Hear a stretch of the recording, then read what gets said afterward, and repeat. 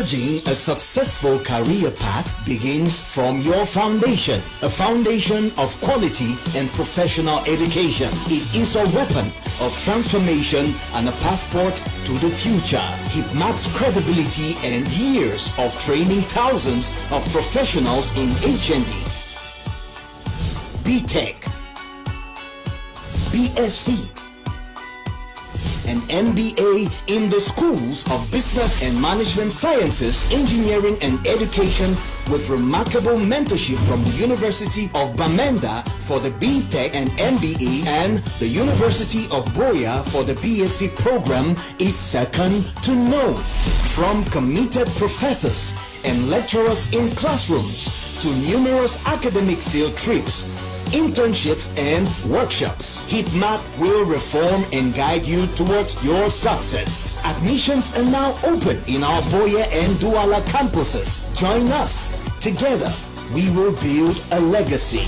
Hipmat is what it is today because of its excellent and competent teachers. You choosing Hipmat will be the perfect place to gain that professionalism that you need to further your educational career. The Higher Institute of Business Management and Technology, the University Institute for Professionals.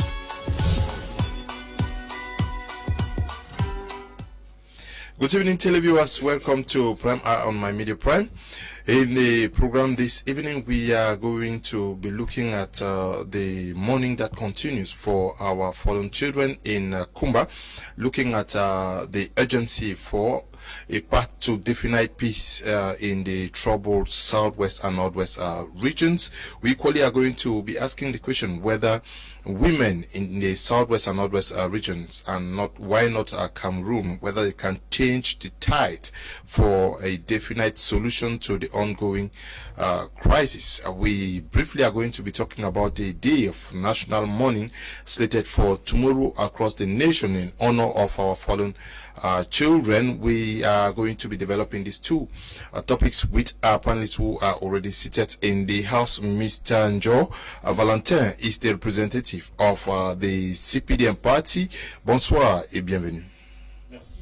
Bonsoir. Bonsoir au panel. Bonsoir à vous-même et aux multiples téléspectateurs qui nous regardent par devers le monde. Okay, we are also in the company of Chuo Walters, who is a lecturer at the University of Soa, Yaoundé too. He equally is a member of the PAP, Popular Action Party, and also a technical advisor to Ayapol Abine. We are glad to have you. Thank you very much. Good evening to televiewers. I wanted to precise the Deputy National Secretary for Communication at the Popular Action Party and technical advisor to Ayapol Abine, and an instructor, yes, lecturer of course at the University of Yaoundé too, so Faculty of Economic Management and Sciences. Okay, we also are with Ima Mkong. She is a journalist based out there in Germany. Good evening, Ima. We are glad to have you for the first time on Prime Hour. Good evening, Leonard, and good evening to the other panelists. Good evening also to all the televiewers of My Media Prime Television. It is a delight for me to be joining you this evening. How are you doing today? I'm well, Leonard. We are just pained by what is going on in Cameroon. You know, being out here, and every time you get to tell someone that you're from Cameroon, you can imagine the questions that they start asking you. So it is sad that instead of singing that pride song that we used to sing in the yesteryears about Cameroon, about where we come from, this time we spend time explaining to people out here what is going on, because people are curious. People want to know what suddenly became of the once very peaceful country. So it's not a very good feeling, and we are hoping that as we engage in these discussions, solutions are going to be provided so that our once very peaceful Cameroon is going to be restored back to us. I'll start the discussions with you, Ima. Your reaction to the call by President Paul Biya for these children to be honored tomorrow in a National Mourning Day, and how best you think these children can be honored as the nation mourns nationwide. Okay, I always choose to be very positive, even when I have critiques.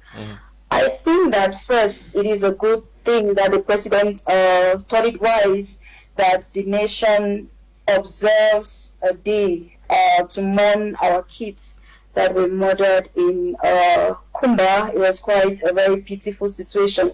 I think first, just recognizing that these kids deserve a day to be mourned is something that we should applaud. But I would think that the choice of day was not the best, because we understand that Saturday is a day in Cameroon where most people regard it to be a resting day. So I would have thought that to give these kids the kind of mourning that they deserve, we shouldn't have picked a Saturday where people are normally supposed to stay at home and rest. Maybe a working day, a work day in Cameroon, a Tuesday, a Monday, a Thursday, any weekday where people would actually just stay away from their normal activities, their normal day-to-day activities, probably the activities that give them money.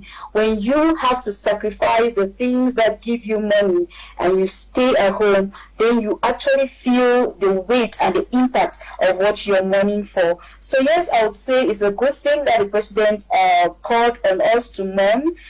But I think that Saturday was not the best choice. Okay, you think that Saturday was not the best. Your take on this call for Cameroonians to respect tomorrow in honor of our fallen kids, Walters? It's an scapegoat that the president is looking for. Okay. I want to be very clear. We have witnessed so many sad incidents, and the National Day of Mourning has never been declared. Does it mean that because of the killings in Kumba, the president wants to look for an scapegoat to tell the whole world that people have died in the north and the southwest? Before coming to this studio, I received sad news from Babalang. 3 guys who were shot by the military. 2 weeks ago, I'm citing here Barrister Ekomengongi, who is standing as the defense lawyer for the University of Boya in relation to the land tenure between the University of Boya and the Bulu people in the Fako. He said 2 weeks ago, a mother was removed with his children and shot by the military. Some few months ago, 48 people were shot under Bali Bridge in the northwest region in Bamenda and dumped under that Bali Bridge. We have seen a 6-month-old child pour into hot oil in a condom in 2018. We've seen the massacre in Pining. We've seen the massacre in the Alabukan, in Big Babanki, in Bamenda, the mass grave in Boya, Comfort Tumasa in Moyuka, and another child that was also shot by the military in Moyuka. We have seen rape, burning of houses in Mankon in Bamenda by the military. The president has not taken any action. And the only thing we can say is that the president has declared the National Mourning Day on a Saturday, which is not a working day. That is nonsense and rubbish. Is it what we have come here to discuss on? Are we drawing the attention of the international community to say that there's a mourning day in Cameroon? Human rights organizations need to intervene. So please, I was just asking, we should better be serious. I was just asking. I'm not okay with that decision. I was just asking your opinion. I said it is not the time. It's time to get into action and solve the crisis. Because so many people have been killed.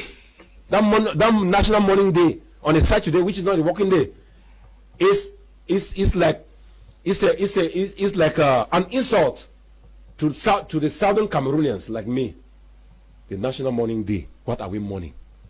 The military who are killing the civilians, or the Amba boys who are killing the military and the civilians? I prefer to end here. Okay. Yes, Mr. Njo. Yes. day of National Mourning tomorrow, how best do you think these children should be mourned so that things like that do not happen again? Avant que je ne présente, je vais répondre à votre préoccupation. Oui. Je vais d'abord nous inviter à nous lever pour la mémoire de ceux des compatriotes, des jeunes élèves qui ont été lâchement assassinés pour le seul envie, pour le seul désir d'aller s'instruire. C'est grave. C'est grave quand les individus... C'est grave quand les individus s'en à leurs propres frères. Et je pense que le discours de chacun d'entre nous sur ce plateau ne devrait pas être un discours politique, mais un discours de recueillement. Parce que le sang des innocents a coulé. Si être les hommes politiques, parce que la politique œuvre pour la société, pense le bien-être de la société. Pour cela, je vais me lever et inviter tout le monde à l'unisson pour que nous nous recueillons un instant. Pour la mémoire. La caméra là, hein? Bon. Non, c'est pas grave. Okay.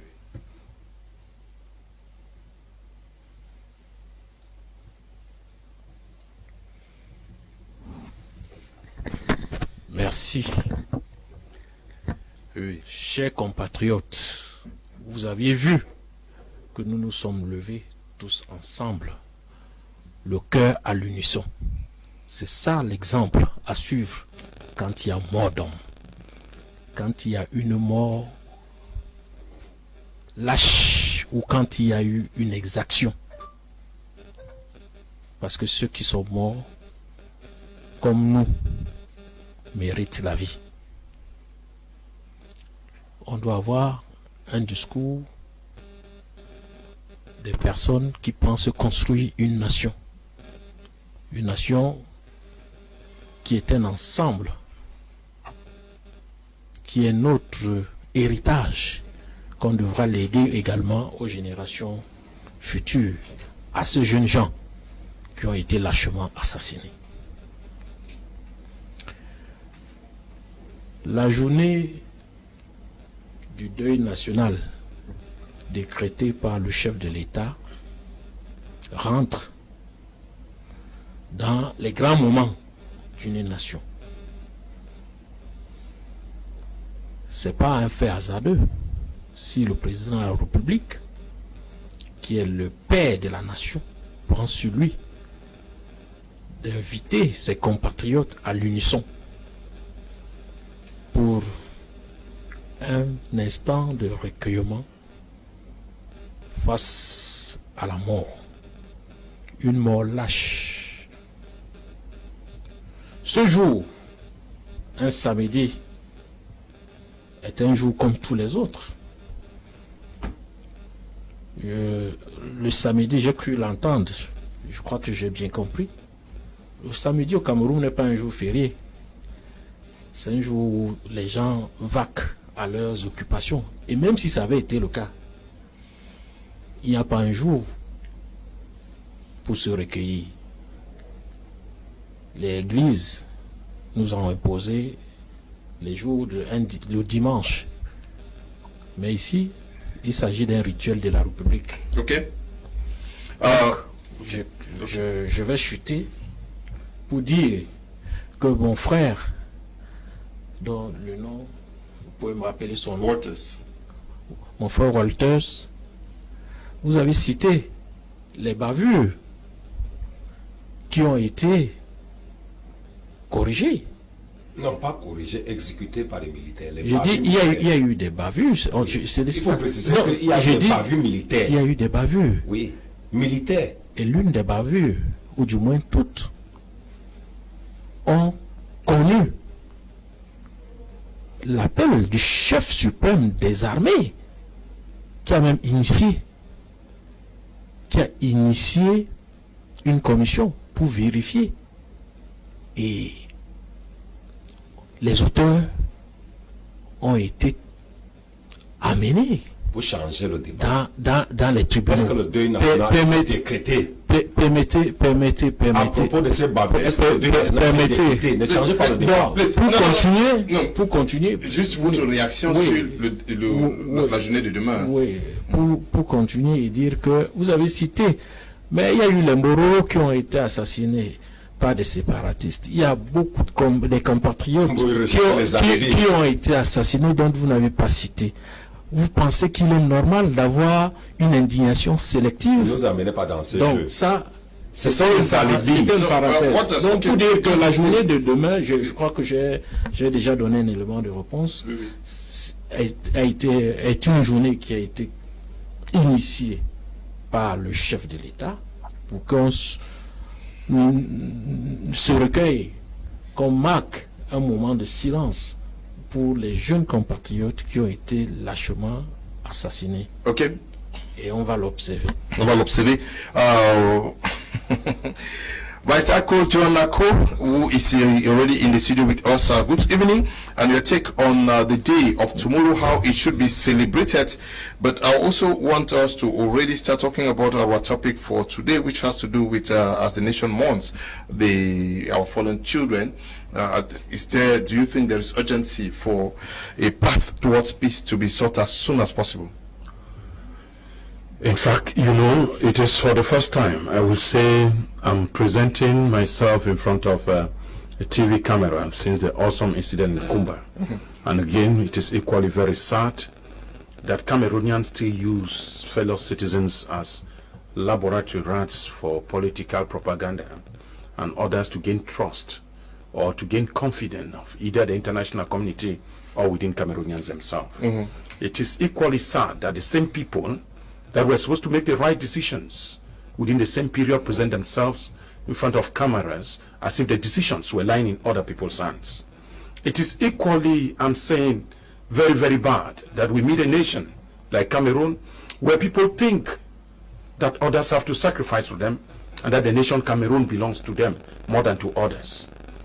Now, we come, the government declaring a national day of mourning. It is, to me, just like a rolling stone that has no message within it.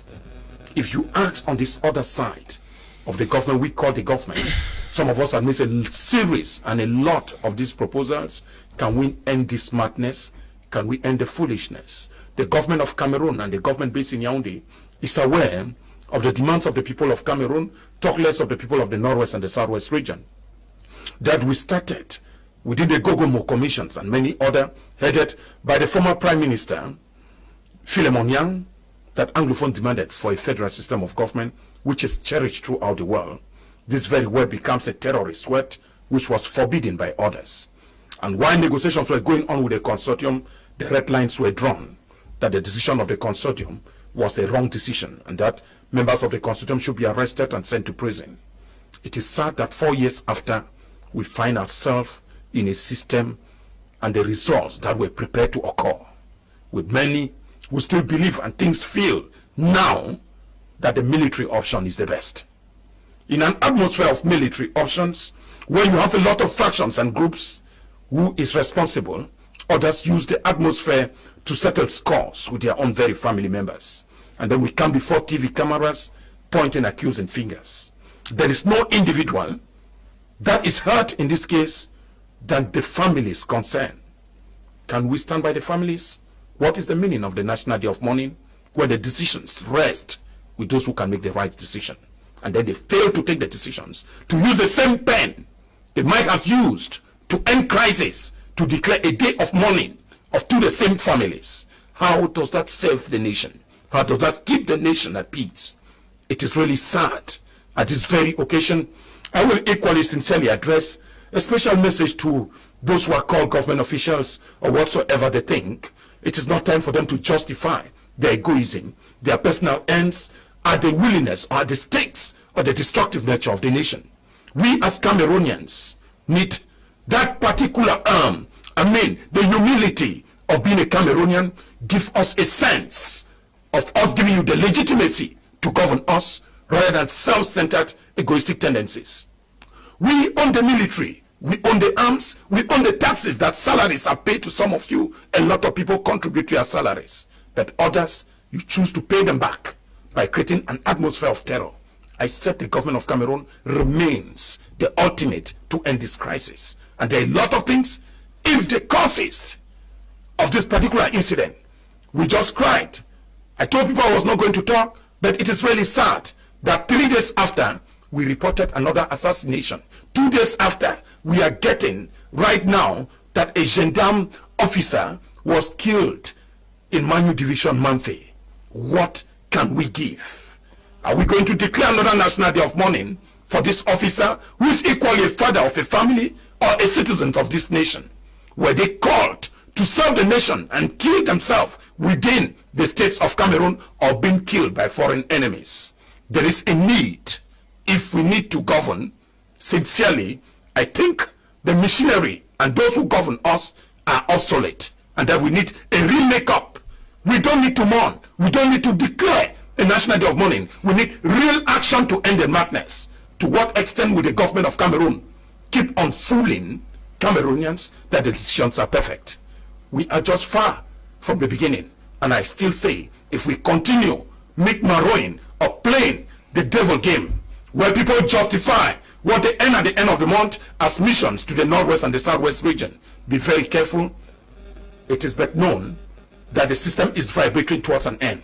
Where is the history? What legacy do we have to present as Cameroonians? What history are we going to link or leave behind? That we sacrifice our own very people to keep a system which we know is unable to hold on its center. But we need, sincerely, my heart bleeds at those families. I just imagine that a child that died or those that died were children of my own household. What would have been my response? To say keep the military? You tell the head of state situation is getting into normal, and I see the same people sent to condole with the family being carried by armored cars. Can we for once speak honestly to ourselves? The National Day of Mourning, I believe the other members might have said about it, but I will still put it straight. How do you mourn people on a day which you know is not really an active day in Cameroon? Where will flags be raised tomorrow as a Cameroonian citizen? Where do we raise flags on Saturday? And where are we going to put these flags and masks? It should not be a duty that people should leave their homes because they were going to hoist a flag, because that's the only symbol that indicates concern of the nation. The Cameroon state will remain, but us Cameroonians will pass away. What legacy do we leave behind? Now, how do we build confidence? Where do we start building this confidence? Because these children, other children may fall prey to what happened to their fellow brothers and sisters in Kumba. We saw what happened in Limbe, the false alarm. We saw many children, parents running helter-skelter. How do we start building that confidence, trust for an eventual peace to reign? Thank God you spoke about confidence. Confidence lies in the different speeches that we met from an incident. I will take the example of the mayor of the Kumba City Council, who came out and said, let's chase the Amber Boys out of the city. Did you know the incident, the impact of that, his speech? In Bamenda, the Amber Boys in Bamenda kidnapped in PSCHS Mancon more than 10 students, and some of them were released, half were released on the ransom. And their response was that it was because of the speech made in Kumba. The guys who are managing Kumba, the Amber Boys in Kumba, said, when you are going out to protest, you should not say that you are chasing us out, but that you are protesting to end the killings. Those are the kind of speeches that we want, that they should never be made, and that brings in the inability to constitute the confidence. Because those who are at the forefront are addressing the issues while insulting others indirectly. How do you want the confidence to be built when the Minister of Administration and Territorial Administration goes to Kumba and said we are in the Fako division while we are in the Meme division? Means that you don't master our territory. Are you saying that mistakenly? Those are some of the Are you arguments. saying that mistakenly you cannot call somebody differently out of maybe you forgot? Are you saying that the minister does not know that we are imperfect human beings? It was just an aside to tell you that there is no seriousness in what we speak out. This Anglophone problem is because of what comes out from our mouth that further radicalize the guys who carry out the actions in the northwest and the southwest. Remember that confidence lies in trust, and trust lies in the relationship between the actors. We have four actors. We have the central power, we have the secessionists, we have the calling them secessionists is further radicalizing them. Those who are fighting to restore the former British Southern Cameroon, otherwise known as Amber Boys. And then we have the entrepreneurs of the war. When you look at these actors, and you will discover that each actor has a role, and the relationship between each actor depends on the speech that is being made. If it is a direct or an indirect speech, it influences what we call the confidence. And for the confidence to be installed, there need to be trust. There is no trust because there is betrayal. But only that you have cited the speeches made by members.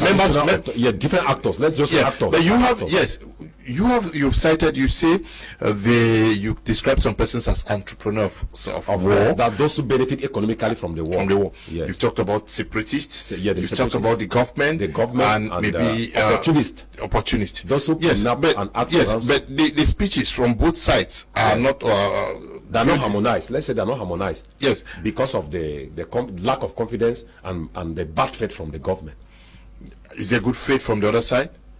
Well, it's not my position to judge who has the bad or good faith. The only thing is that the action from the field shows that the government has a bad faith. Okay. Ima, I move over to you. How do we protect children, spare them from the ongoing political tensions rocking the southwest and northwest region? They are not part of the war. They are not part of the politicking. How do we keep them out of it?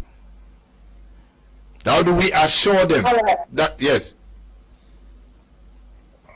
Before I answer your question, Leonard, I want to agree a lot with the last speaker, especially when he talked about political communication. What actors say during crises like this has a lot to play on the development of the crisis. When you study conflict development, you would realize that usually how a crisis evolves always directly or indirectly depends on what the actors involved in that crisis are saying during that period of crisis. So I want to agree with the last speaker to say that the conflict has come to where it is today, partially because of some of the things that the authorities have altered. We've had governors calling people dogs because they are expressing their grievances. I've even seen videos about governors trying to put blame on women for protesting and trying to force them to accept that they know who are the perpetrators of the massacre in Kumba. I mean, we've heard so many things during this crisis that have gone a long way to fuel anger in people. So I want to agree a lot that it is high time that political actors and people involved in this crisis started watching what they say, because what they say, and I'll come back at some point to talk about the role of the media during crises like this, because the media also has a great role to play, because some of these speeches, some of these utterances by political figures are always disseminated by the media. We've studied cases of Rwanda, we've studied cases of DRC, we've seen what happened in Sudan, and we've seen how the media was able to either fuel or quell the crisis at different given points. Coming back to your question, Leonard, about how we can protect our kids, in the course of the Anglophone crisis. First, what I'll say, the question I kept on asking when I followed what happened in Kumba, the question I kept asking was, how did whosoever committed that act, whosoever was responsible for the shooting, how did they find themselves in the classroom shooting kids? Where were the administrators? Another question I asked was, where was the promised security? Because I know that before schools resumed, I followed so many speeches, so many utterances, so many communiques from different actors promising security for kids when schools resumed. So where was that security? That it got to a point where people had to get into the classroom and shoot kids with just their books and their pens. I saw even lunch packs beside some of the kids with no teacher, no school authority, nobody whatsoever to show that there was some level of protection over these kids. It's appalling.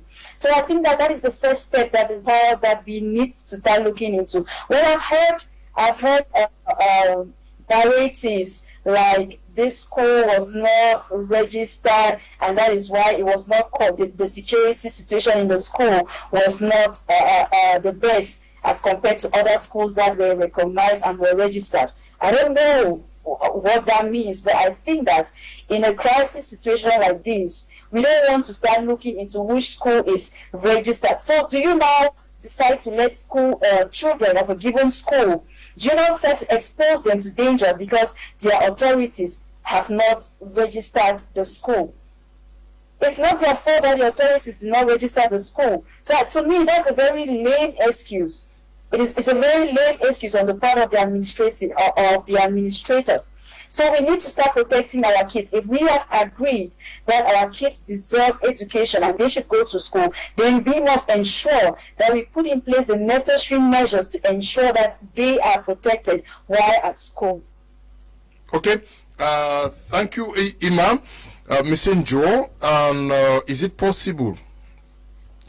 Anyway, how do we build confidence among community members, especially in a community like Bomenda, Kumba, where some persons, people are living in very polarized positions. Some people are considered as blacklegs and others are described as sellouts. How do we build confidence amongst them? Bon, moi je pense que parlant de cette question, la population vit au quotidien. Elle vit au quotidien et elle mène des activités. Elle mène des activités et c'est des zones semi-rurales où les populations vivent du commerce, vivent de l'agriculture, vivent de l'élevage. Mais de toute façon, on ne peut pas dire de façon absolue que ces populations peuvent manquer d'un certain nombre de... Oui, mais ma question est que comment c'est pas construit la confiance. Oui, la confiance est simple à construire. Nous sommes dans une zone de crise où les gens peuvent manquer d'un certain nombre de choses. Mais maintenant, cette zone, elle est couverte par les forces de défense.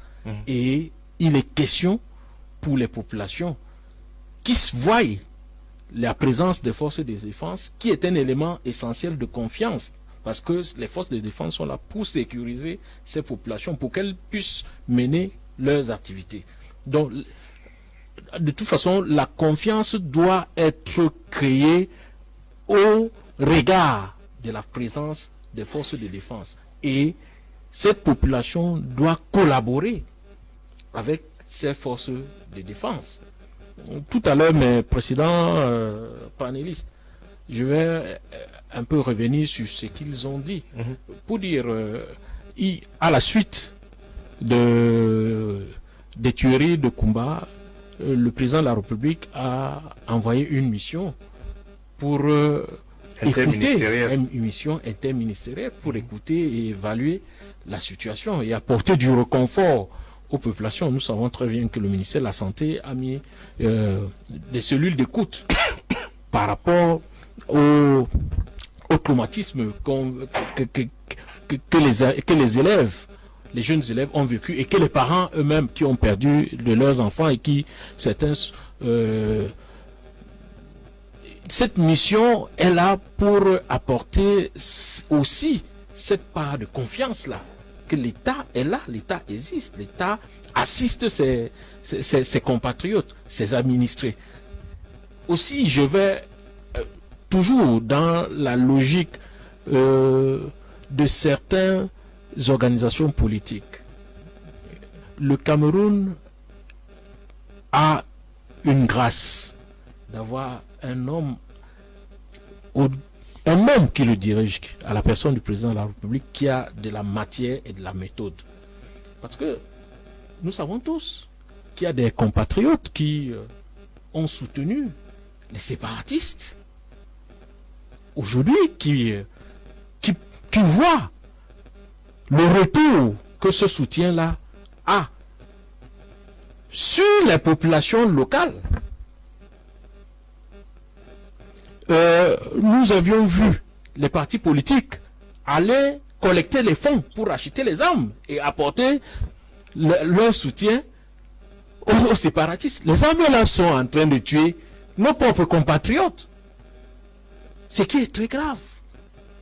Nous, si on essaye d'évoluer, les kidnappings et tout ça, vous pensez que une organisation qui a une idéologie fondée sur le bien-être de ses compatriotes peut faire dans les kidnappings, peut faire dans le chantage?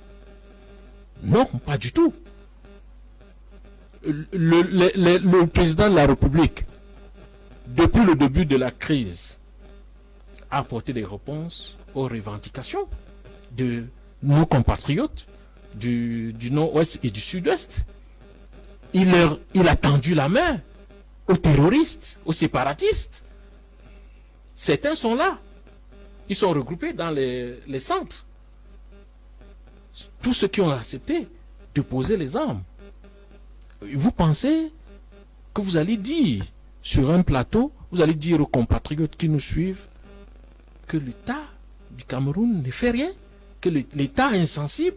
Ça veut dire qu'on est de mauvaise foi. Ça veut dire, j'ai dit à l'entame de mon propos ici, qu'il n'est pas question devant l'horreur de parler comme des hommes politiques, mais il faut parler en être humain. Okay, pour construire. Faut construire. Dr. Ako John Ako.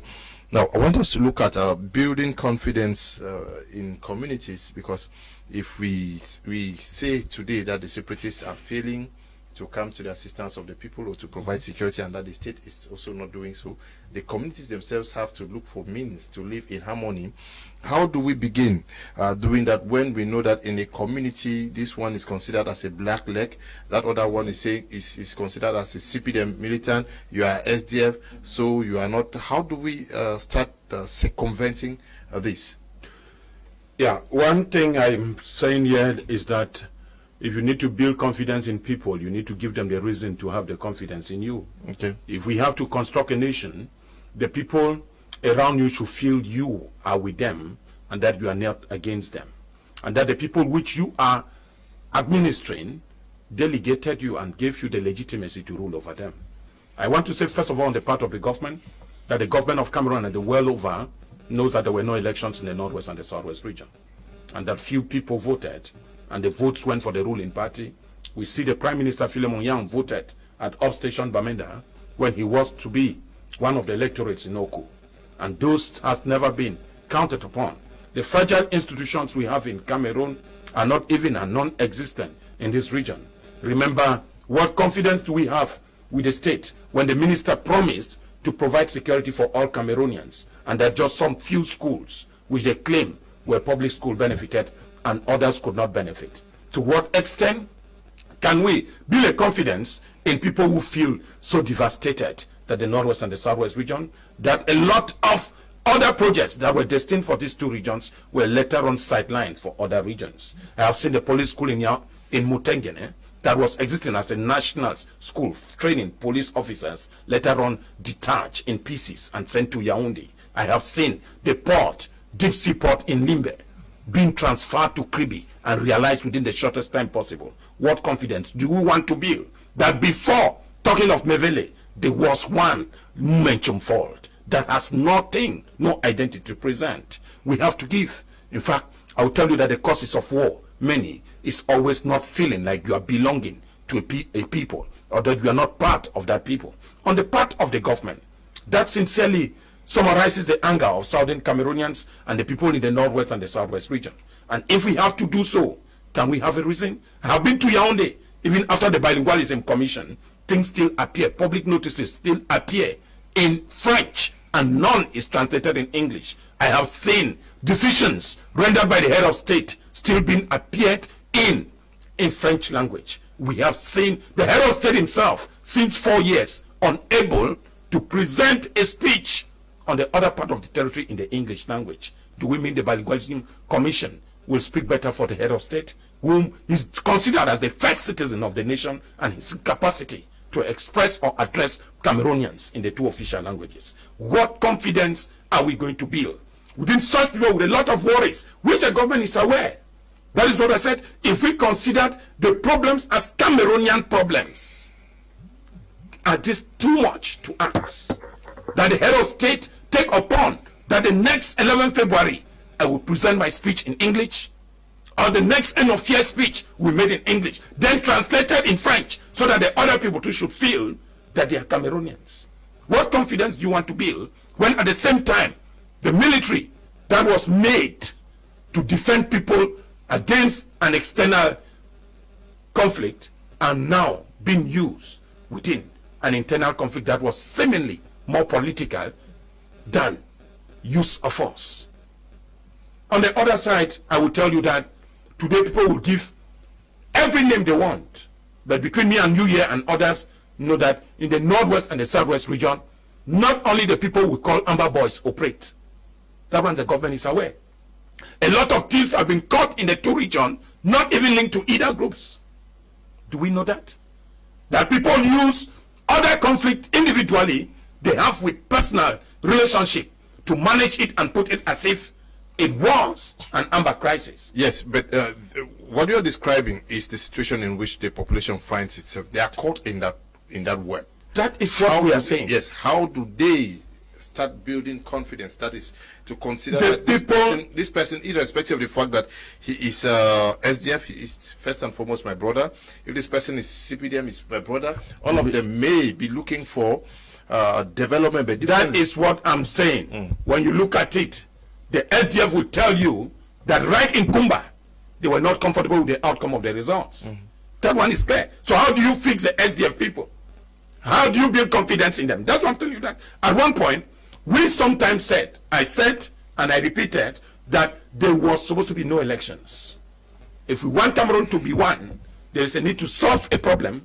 But what do we have? We see a government that came out and said 2 regions cannot stop the political progress of a nation.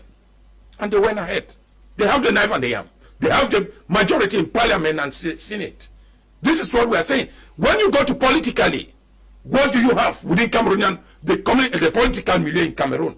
The opposition and the ruling party don't agree. Is that what you see in advanced democracies?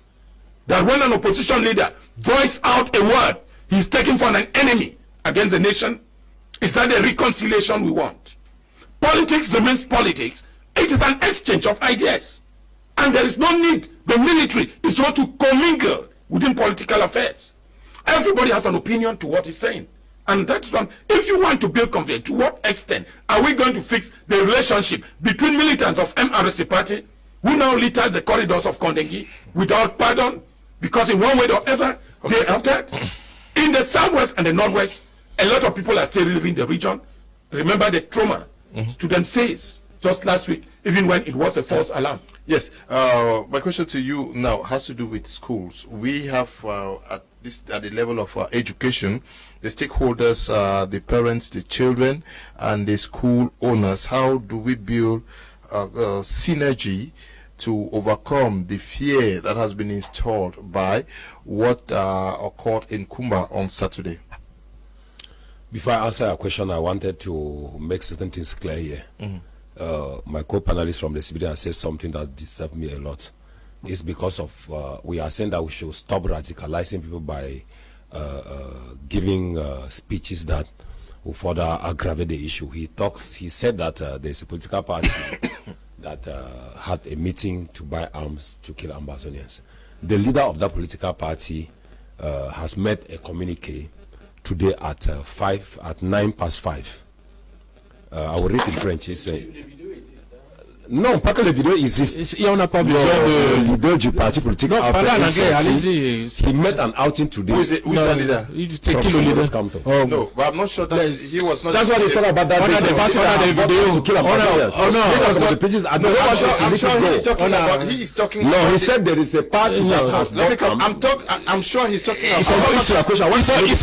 Ils sont nombreux ces partis. No, but I'm sure. Don't bring us to this game. No, This meeting took place between 26th and 28th of July 2019 in Munich. Okay, that's it. You understand? In Munich. Yes. And the theme of this thing was for a political transition in Cameroon.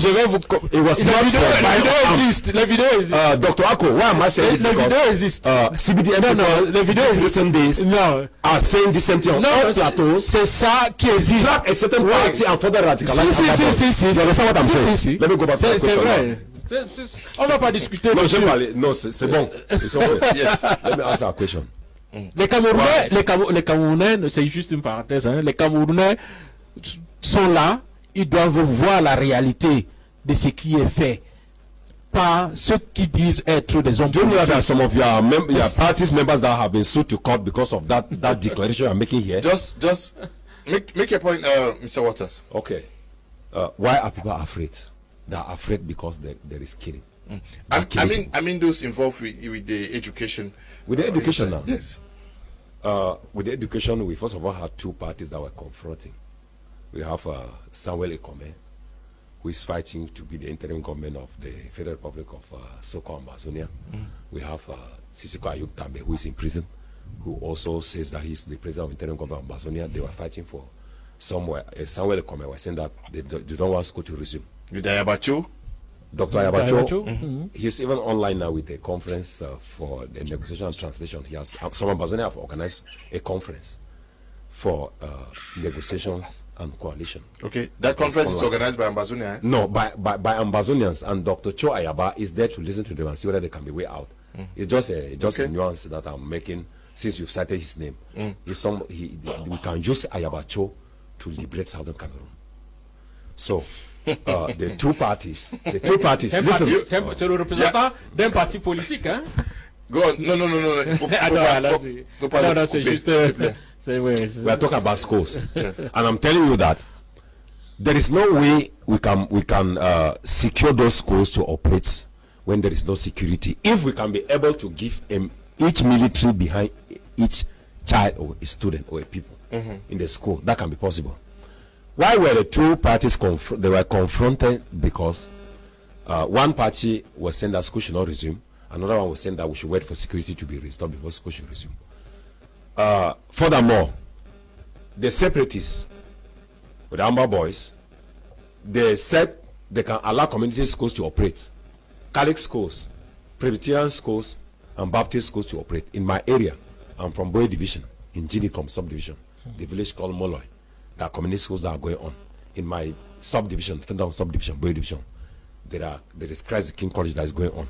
There are religious schools that school from religious background.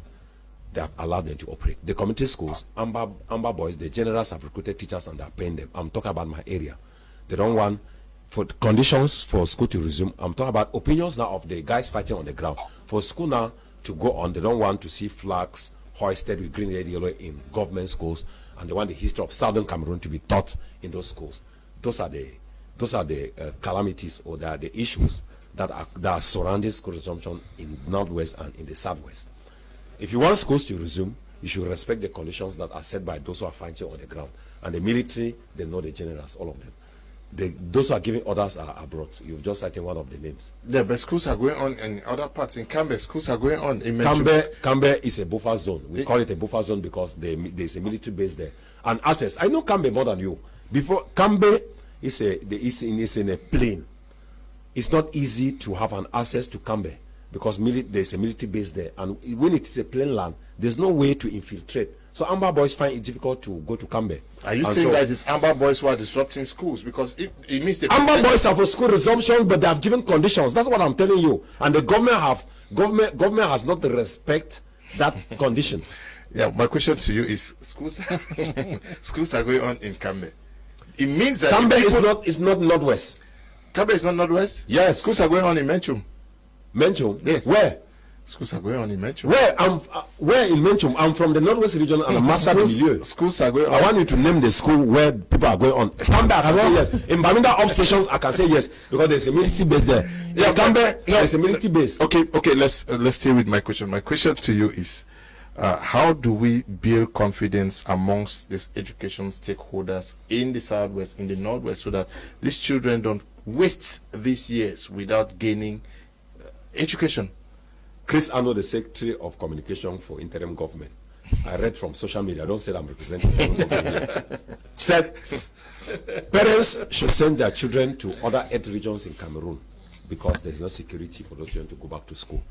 Remember that Chris Anno, Ayabacho, Tapang Ivo, Mark Barretta, Chris, Eric Tato, Capo Daniel, Mark Barretta, they are the ones giving orders on the ground, on ground zero. And they have said that for school to resume, there are certain conditions.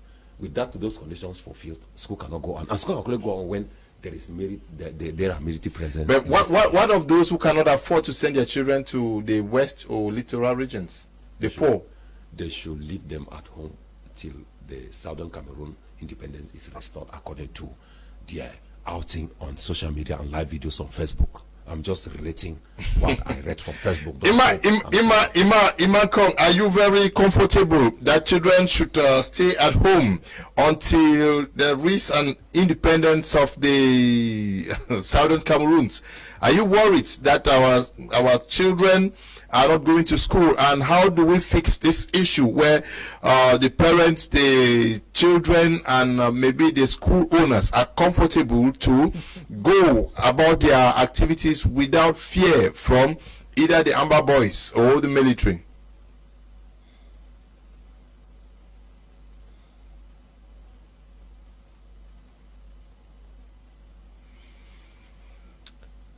Seemingly, Ima is not. Yeah, please. I have a problem. Please. Okay. 1 second, please. I have a problem. You said confidence. I want us to. Is confidence on what? It's worrying me. Is confidence on what? We're building confidence on what? I want you to really situate. We're building confidence on what? We don't just. If you don't have confidence, you will not leave. Confidence on what? Is it confidence? Is it confidence to end the Anglophone crisis, or confidence to let children to go back to school, or maybe confidence for the killing to stop? I want to know the confidence so that we should address the issues correctly. I'm missing. I want it to be precise. We are going one step. Okay. I want the confidence to be so that I know what I can put in. I ask him about the community. I ask him about the community. I ask you about school. I'm talking about. Because if you don't have confidence, you won't send your child to school. There are children that are going to school in Kumba. Now I understand. You understand? Confidence on all those issues. Yes, we have children who are going to school in Limbe, in Boya. If you don't have confidence, you won't send. But they need greater confidence, especially with what happened in Kumba. Mm-hmm. Yeah, with what you are saying, beginning to think that it's not what happened in Kumba that is a problem. Okay. It is the whole Anglophone region that is a problem. Okay. I would tell people that honestly, since 2016, I've not visited Manfi. And being a citizen, an indigene of that particular area, it's shocking that you are kept out of your zone for 4 years. And you will not only talk about school, can we authoritatively carve the mind that we are going to school and at the same time we are unable to go to school? Well, that is what I said, that when you are in the CPTM party, at times I feel like they have changed their shadow for something else. Because the honesty, which we must talk to ourselves, can we make it better? Yes, we can make it better. Can governance provide education for all? Yes, it is possible. The organized, I'm telling you, if we need to build confidence, there's a need for national reconciliation. Okay. And that national reconciliation would not come by speeches. We needed to see the same pen, like I said here, that call for a national day of mourning that is going to compose a new team for national dialogue, and why not Truth and Reconciliation Commission that is going to be created.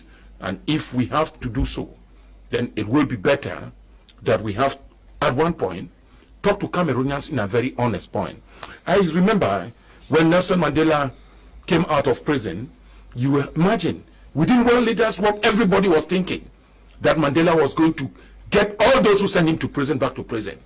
But I'm telling you, when you rule a nation with honesty, and at one point, as an Englishman, the fear of the Lord, you will not commit the errors we have made here.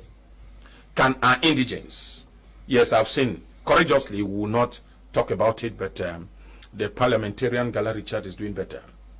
How many parliamentarians have been to their areas? Even now that we are talking. How many still live in Mamfe? Chiefs had to beg, a chief of a village, begging to go back to his own village. Then there's something more to that. That is the trust. How can trust, so that is what we are saying. That is what I'm saying, yeah. We need the coming of a new elite. Okay. That's what Cameroonians don't know. For 60 years, this country has been ruled by hoodlums and desperados that have taken the nation hostage. Look at, when you talk within a group of youths today, some people feel like the post of the president is a lifetime position. Somebody will ask you who is the Paul Biya of Nigeria, which means the presidential post become a traditional stool where others can be the same in other nations. My children grow up to know that the Speaker of the National Assembly in Cameroon has never changed since 1992. It is a total bokon. Total bokon. And we have those who think absolute power corrupts absolutely. We cannot argue that. When you keep the same people on the same arm of chair, they feel like it all belongs to them. There is a need for a new makeup. That is what I'm telling you. When you go even at the level of the party, you have seen a lot of youths, even at the rank of the CBDM, within last week and this week, they are disgruntled that they have been kicked out of the party, away from the energy they have been contributing. Because in the party, those who still remain as the gods of the party are in their 80s and their 90s. And they believe that until you are age 70, 60, 50, you cannot rule. But I believe very strongly, I have seen parliamentarians in other parts of the world at age 23, at age 25. We have seen leaders, presidents at age 39. Can Cameroon count? We are not saying that the CPM party should stop existing. People make up. People build a new beginning and give confidence in people. If you are talking of confidence, there is a time you ask those who are on retirement to wait and see what the youths can do. Members of parliament rush over a budgetary session. 8 hours, 9 hours, and a bill is voted. When I see in other nations, parliamentarians make a debate for continuous 48 hours without sleeping. What type of budget do we want to bring us phone tax, which is later discarded as if it was not well thought of?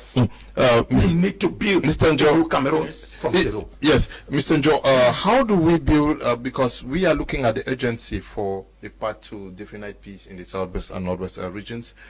There is polarization amongst the people, with some thinking that they are pro-ambas, others are pro-government.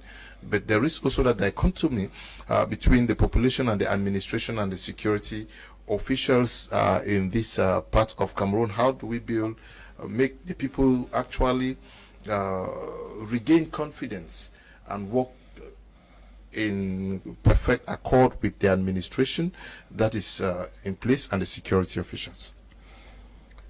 J'ai déjà apporté un élément de réponse à cette préoccupation tout à l'entame de mon propos, mais je vais ajouter autre chose à la suite de ce qu'a dit le copanéliste, le docteur, vous avez dit docteur Ako, le docteur Ako. Il a pris l'exemple d'un député d'Ngala Djera qui fédère ses populations, ses frères, autour de l'idéal de l'idéal. Notre idéal ici, c'est le Cameroun, c'est la République. Et les actions sont menées sur le terrain. Et les mêmes actions sont poursuivies par l'État, par la reconstruction. Nous savons tous qu'il y a un ensemble d'instances, d'institutions, de commissions qui ont été mises en place par le chef de l'État pour recréer la dynamique de la vie à partir de la reconstruction d'un certain nombre d'éléments qui ont été détériorés par les séparatistes. C'est comme ça des facteurs, c'est des approches, c'est ces approches-là qui apportent au sein de la population une somme de confiance. Je vais continuer et dire l'armée. Mes deux panélistes ne l'ont pas relevé.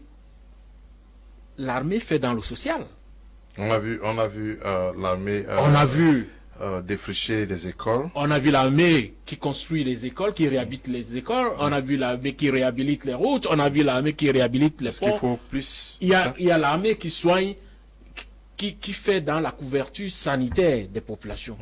Ça, c'est les éléments pour ramener l'esprit de confiance. Parce que ces populations sont des citoyens d'une nation. Et c'est pour ça que je vais poser la question à mon copanéliste. Oui, pour lui demander quelle est sa nationalité. Vous êtes de quelle nationalité? Je suis Camerounais. Vous êtes sûr? Oui, je suis Camerounais. Quand on vous écoute parler, au moment où nous pensons qu'il faut construire la République, on a l'impression d'avoir en face de soi un étranger. Parce que vous encensez les faits d'armes des séparatistes sur un plateau de télévision. L'État, pour vous, l'État du Cameroun, dont vous portez fièrement la nationalité, à moins que je ne me trompe, n'a rien fait. Elle ne fait rien. Le compatriote en a cité. Monsieur Kumba en parle. Mais vous n'en parlez pas. J'ai l'impression d'avoir sur la table un séparatiste. C'est pas... Je me trompe certainement. Mais j'ai dit ici. C'est pour ça que je vous ai demandé quelle est votre nationalité. Et c'est bien qu'on vous dise que vous êtes Camerounais. J'en suis fier de l'entendre de votre bouche. Mon frère, on a une chose à faire. On a un idéal à construire. C'est notre République. Chacun à son niveau. Comme le fait Gérard Angala. Comme le fait les autres dans leurs différents secteurs d'activité ou dans leur région. Faites-moi aussi. Même sur un plateau de télévision. On a vu les anciens, enfin, certains séparatistes appeler les compatriotes à aller à l'école quand même. Ce n'est pas mauvais. Ça, c'est certainement dans la suite de la main tendue du chef de l'État. Nous savons tous qu'à un moment, à une certaine époque, beaucoup avaient pratiquement refusé l'existence de l'école. Mais les plus durs ont appelé à la rentrée scolaire. Comment est-ce qu'on pense construire un État sans des personnes éduquées? Okay. Imam, if you are there, the situation out here is very complex. Many persons do not know who to turn to. And since we are looking towards a definite path to peace, can the population turn to the church? What should be that key role that the church should play to advance the agenda of peace? All right, that is a very important question, and I think that bringing in the church at this point is just very timely and relevant. But before I talk about the role of the church, Leonard, I would also want to bring out the aspect of justice when we talk about confidence building, especially in times like this. Mm-hmm. Because one of the things that I think can make Cameroonians to start trusting or to start believing in possible peace, because what you sense is loss of hope. Many people feel like we are going to be in this permit me use the word shit for a very long time. Why? Because those who perpetrate the evil, those who kill our children, always go scot-free.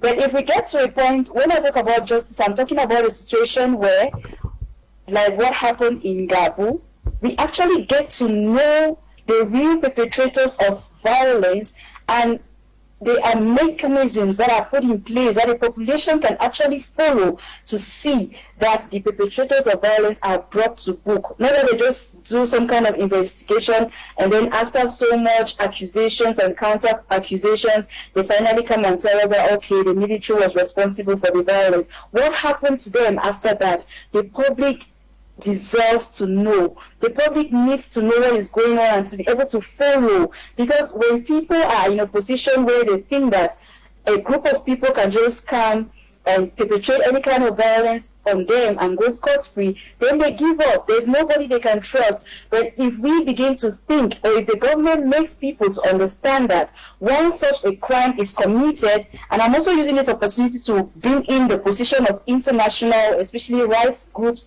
and rights organizations, because we have seen in the case of our country that they are never competent to carry out objective investigations. International organizations always have to come in for us to know what is actually going on. So it is a call that the international organization, the rights groups, they should know that people no longer trust the Cameroon government, especially for any kind of investigation. I made a joke once. It was a joke, but there was a lot of meaning in it. That I've heard that in Cameroon, once you're told that something is being investigated, it simply means the case is closed. And I gave the example, a very common example of, I had a short stay in a hotel in Crise, and upon leaving the hotel, I noticed that one of my dresses were missing. I complained to the hotel management, and they told me that they were investigating. Immediately I told the group of people I was with this story, and I told them that the hotel said they were investigating. They all laughed and they said, oh, in Cameroon, once you heard we are investigating, just forget it. But that is not how it should be. But if we are in a situation where people make us to understand, the powers that be, the governments, the officials that we are supposed to trust in, if they make us to understand that once such things happen, let's take the case of Kumba. Children have been killed. All we hear are accusations and counter accusations. What are they doing to make sure that the public actually knows who is responsible and the public sees that these people are adequately punished? That is part of confidence building. A situation where people can know that once things like this happen, they can trust on their powers, on their officials, on their authorities to bring the perpetrators of such violence to book. Then they will begin to have confidence in whatever they tell them. But what if these actions were not done by government officials? How do you apprehend them?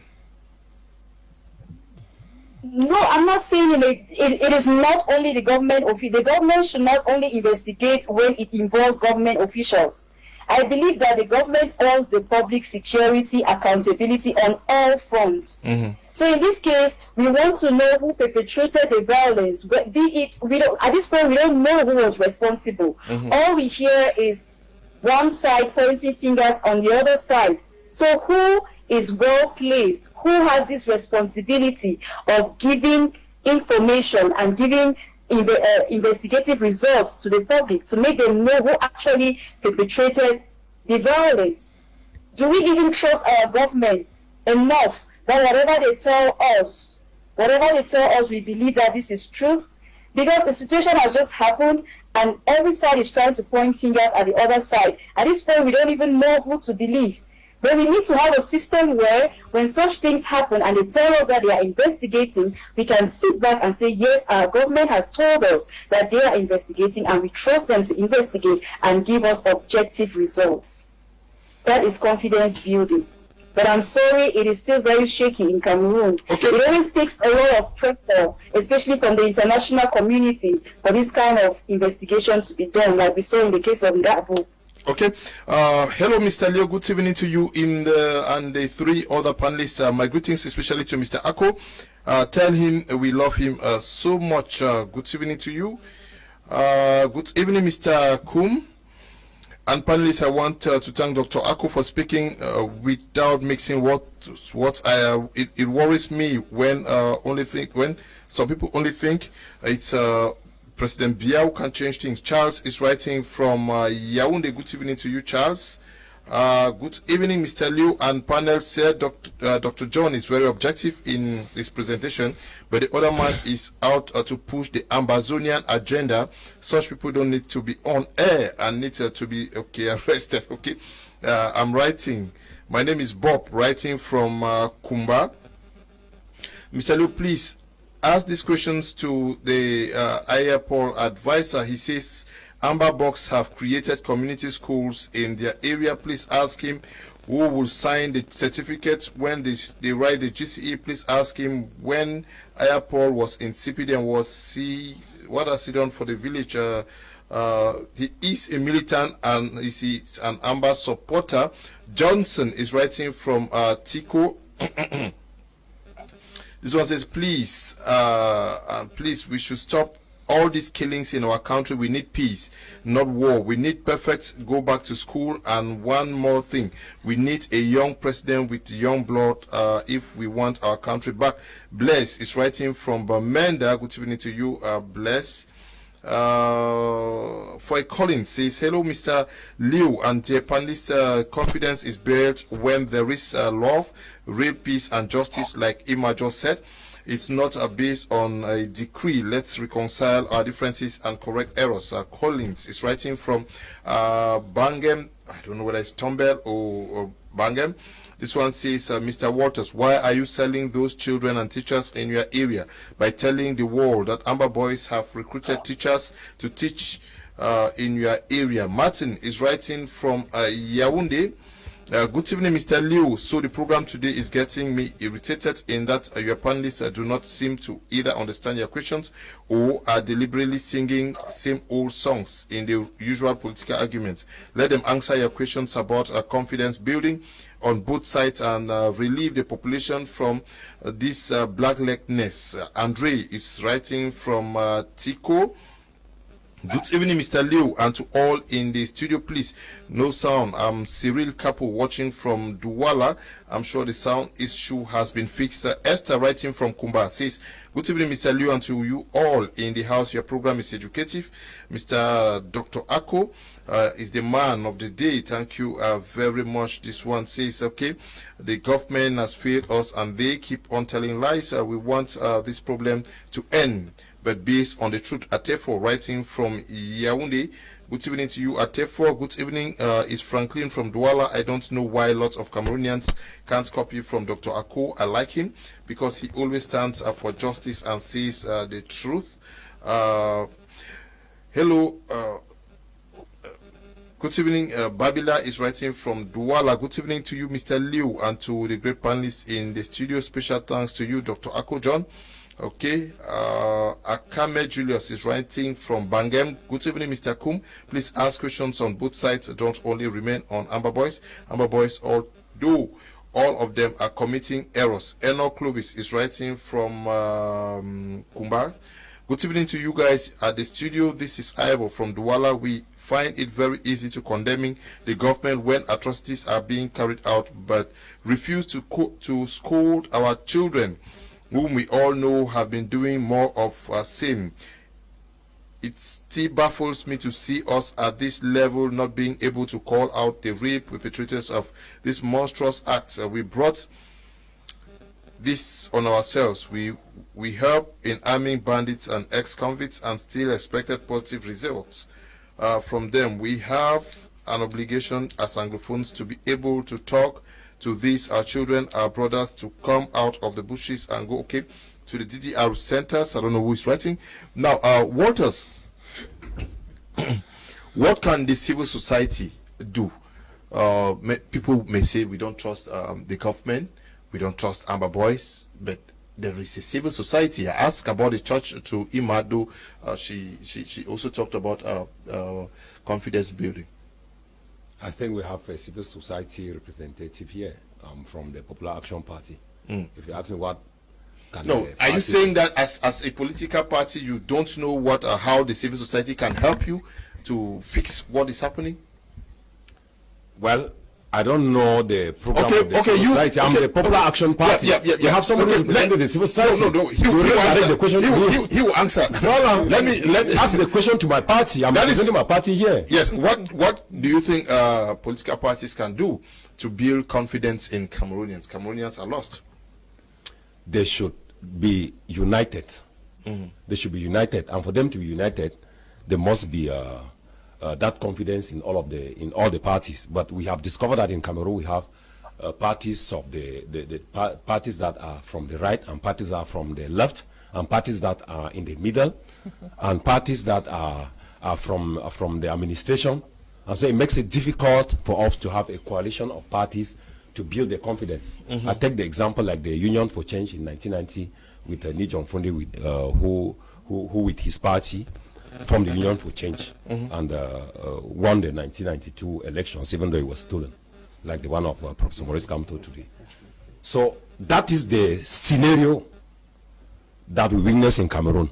It's very difficult for parties to come today in Cameroon because there are some parties that are treated to be tribalistic parties. I know that in each party there are components of tribalism. That one, I can say it authoritatively. There are components of tribalism. It's because of that tribalistic nature, our differences in culture and our ability of desires, maybe money, materialistic, appointment, positioning, that makes some party now to be different from others, which makes it difficult still. I'm demonstrating, which makes it difficult still to be united and build the confidence. You cannot treat a party like a tribalistic party and you want that party to join you and build. You have a party where ministers come from there, divisional delegates, directors, the members of Elections Cameroon, majority, more than 80% come from the same party. You have the Constitutional Council where more than 9 members come from the same party. And you want that party to call for a confidence with other parties where they treat them to be dogs, to be petty parties, politics, or petty parties as they call them. With that speech, how do you want confidence to be built? What else? That's my demonstration. It's not possible. What you are demonstrating is what obtains. Yes. But because of the crisis, don't you think that political parties should overcome this and see the need to look beyond regional, tribal, and other lines because they want to see the problems fixed? The government does not want to give the opportunity for those political parties to bring their opinions and their ideas to be addressed on the table. You want me to take examples? So you are saying that the government is saying that CPP and the government is blocking that the CPP and the CRM should not come together. CPP, PAP, CRM, FDR and others, they are blocking them. How is the government blocking it? How the government blocking them? When they organize march and protest, does the government give them an authorization? But we saw Professor Maurice Kamto calling for a march, and that march was not backed by the CPP because the CPP thought that they should take a different direction. The SDF thought that there should be a different direction. How does the government come to that? They were disagreeing to agree. They were disagreeing to agree, but they were in the same line of ideology. Okay.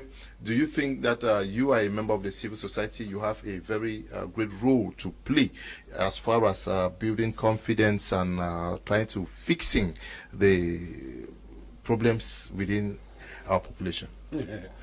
Yeah, it is really interesting. But can you also force these guys? Yeah, we are not forcing. We are not forcing. Like I just said at the begining, you should ask him where is his civil society, either is of the right or of the left, because I'm from a civil society organization. Dr. John Ako, yes, I'm from the civil society. I love the civil society. No, I'm no more there. I know how they operate. I was there before I joined the political party. Ask him whether he's from the left or from the right or in the middle, because you know there are some of them that are towards the government, some are towards the lower population.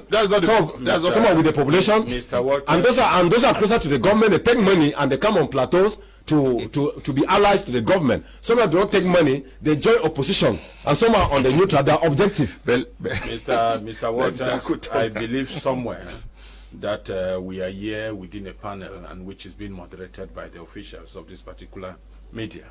One of the things I want to say, it is the same way Cameroonians don't feel belonging, and there is what we call self-centered tendencies, which I always say several times. Many Cameroonians will not get me. A lot of political parties are being locked up by what they call party politics or party discipline. A lot of members at the level of MRC party feels like what the CPP is doing is not proper, or the PCRN is doing is not proper, and that only their party is doing the best. Is that the role of the opposition? I mean, opposition, wherever we have opposition, it is not fragmentation. Opposition is not fragmentation. Position is to see how they can better off the present situation for a common good. Why politics, when look on egocentric centers, feel that first it serves individual? That is what goes on with the CPDM party. You find a lot of people regretting that they were not appointed, which means that at any time you find a member of a particular party, he wants to be appointed. What do you want from the party for you to be appointed? What do you have for Cameroonians? Politics at one end was made equally to serve the interests of the people. Is this the representation of the people? I have said that several times, that there is a need for all opposition parties in Cameroon to have a common platform, where they interact, to have a common ground. You cited very rightly that there was a 1990 union of the SDF party with many other opposition parties, and Nijon Fudi was presented, and we saw the result. That whatsoever statistics presented that it was rigged by the ruling party, can we equally authoritatively present the case today that the opposition parties in Cameroon still represents the identity that was in 1990? We will answer that question in the negative, and to tell you that the oppositions today in Cameroon has failed to meet with the aspiration of the people. You might be right that there is a ruling party in opposition.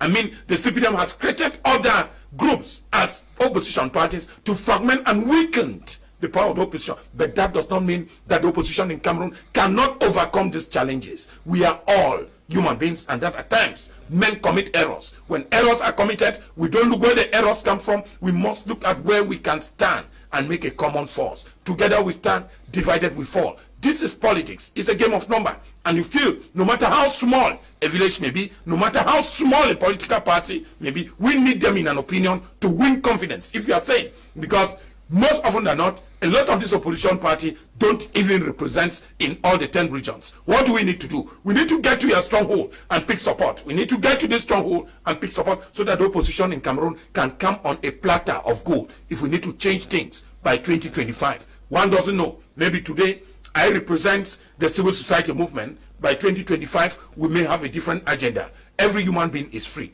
At the level of the civil society movement in Cameroon, which you ask, I'm telling you honestly that a lot of people are doing well. The churches are doing their job, but then sometime and again we realize that within the same civil society movement, remember we have what they call them, the big 20, the big 35, and a lot make their declaration. Most of them were in search of appointments or other small envelopes to help them permit.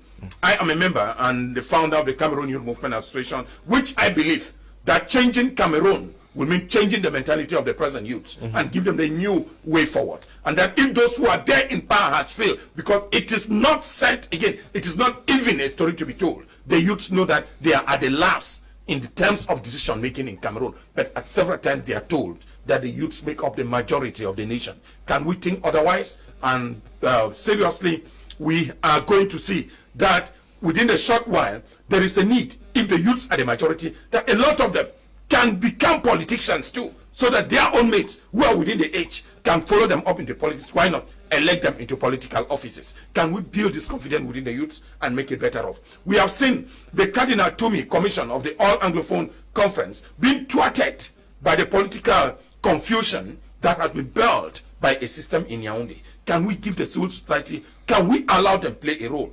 Somebody asked sometime, who are we going to talk with? And there is an initiative from the civil society to form a common group where representatives of whatsoever faction.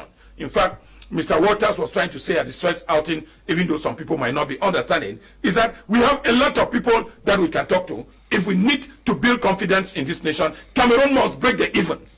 And I mean, nobody wins. Nobody will win. If the government calls SACO directly that we have to talk to you, can we visit you in wheresoever we are, and let's talk this thing out. If it is for the purpose of Cameroon, let's keep self-pride. This what is killing government now. We have a lot of people in government that don't even think about the nation and think like telling you that we cannot talk to you is a way forward. There is a need to talk to all those who are concerned as far as conflict resolution is concerned. Every actor matters. Like Ima said, even the press, the journalists, their role is needed. So you are all members of the civil society. We are not the politicians who are in front, but we need all Cameroonians to act, and the actors in the field. Nobody is small. Because what do we see? You realize that in Manfe it's getting very hot, in Kamer is cool. You get to Womb, when you get to places like Furawa or Fumot, I was just telling you the story in Manfe or Kumba, or whatsoever is happening in Boya. Can we identify these people who are on the ground? Government, talk to them. These are Cameroonians. Can we break this even? Can we be courageous? I'm telling you that the Prime Minister of Ethiopia won the Nobel Peace Prize because he was capable of reaching an accord which others thought centuries ago that Ethiopia can never be a friend to Eritrea. And I'm telling you, after that move by the Prime Minister of that country, he won the Nobel Peace Prize just at a single action. Can we carry things that are positive to serve human beings and serving our own personal egoism? Now, we are talking about building trust and confidence back in the southwest and northwest regions. I will ask you now, Mr. Njo, you of the CPDM party, do you think that the political elites themselves are representing the population can help in this move? He cited the case of Ngalajarat, but I don't know how many more persons are doing what he is doing. We have municipal and legislative elections that took place in these two regions, and people were elected. And we have ministers who are from these two regions who are militating with the CPDM party. Do you think they have a responsibility, a daunting task to also help to rebuild confidence in these two regions, and how? What actions should they be seen as engaging in? Oui, l'élite locale, l'élite de façon générale a un rôle à jouer. Il y a l'élite au niveau administratif, il y a l'élite au niveau local, traditionnel, du commandement traditionnel. Il y a même l'élite au sein des groupes de pression. Il y a des mouvements de jeunes, par exemple, dans lesquels on trouve une certaine élite. Il y a des mouvements de femmes dans lesquels on va trouver une certaine élite. Je pense qu'il faut prendre la question sur son volet général, global. Il est question ici, sans exclure personne, d'apporter une contribution globale. C'est-à-dire, on ne parle plus d'un groupe quelconque, soit qui vient de Yaoundé, soit un groupe qui réside sur place. Il est question de créer une coalition au sein des communautés, au sein des populations des régions du nord-ouest et du sud-ouest pour penser la paix. Parce que, comme nous le savons, les populations du nord-ouest et du sud-ouest ont accordé leur confiance aux compatriotes qui ont été élus, soit au niveau de l'Assemblée nationale, soit au niveau local avec les élections municipales. Voilà, nous sommes en train d'arriver petit à petit vers les élections régionales où le commandement traditionnel et les conseillers municipaux sont appelés à élire les délégués, toujours qui sont des représentants de ces populations locales. Et d'autres groupes vont agir dans la mouvance de la création des mécanismes de paix. Parce qu'il n'y a pas que le gouvernement qui œuvre pour apporter cette paix-là. Il y a la société civile, un peu comme vous aviez parlé tantôt. Il y a la société civile qui est associée lors du grand dialogue national. Toutes ces mouvances ont été invitées.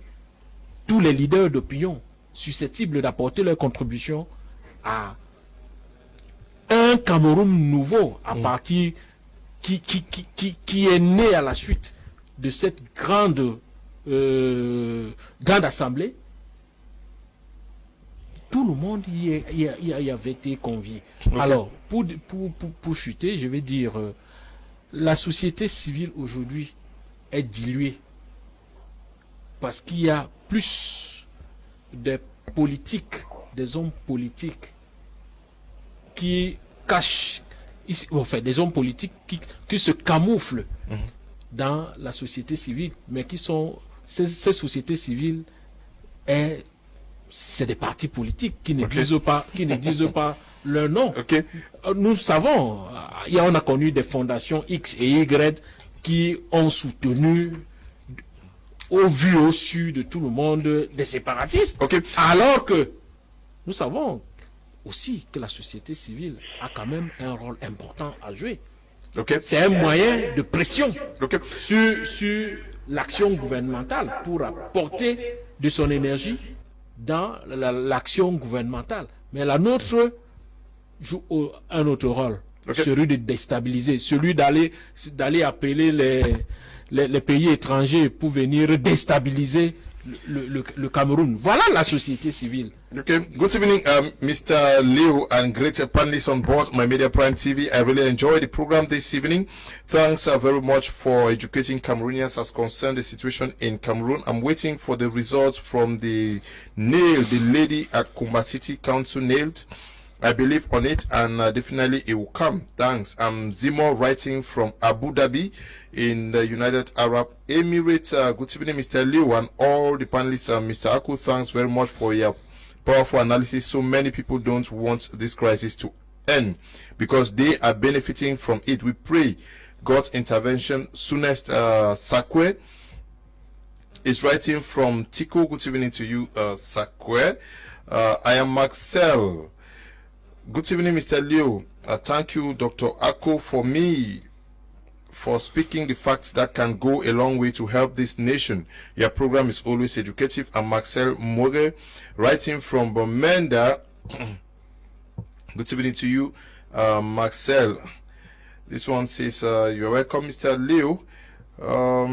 You see, My Media Prime is the best TV of the year. We are glad to know that. Thank you very much. Good evening, Mr. Liu. We have reached a stage in this crisis where people like Walter shouldn't be invited. How can this man be saying that children should wait for the independence of Amba before going to school? He claims to have a mastery of the Northwest, but I disagree with him. The people of Kamer said no to Amba and their children are going to school. It's a disgrace, okay?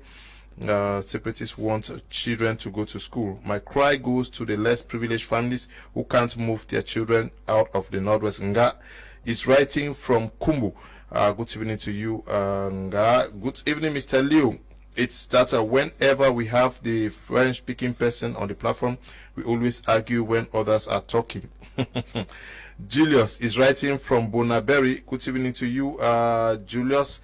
Agawa Fashion writing from Kumba. Greetings to you all in the studio. Mr. Liu, peace is priceless, and if there is no inclusive dialogue, people will keep on dying in the Northwest and Southwest region.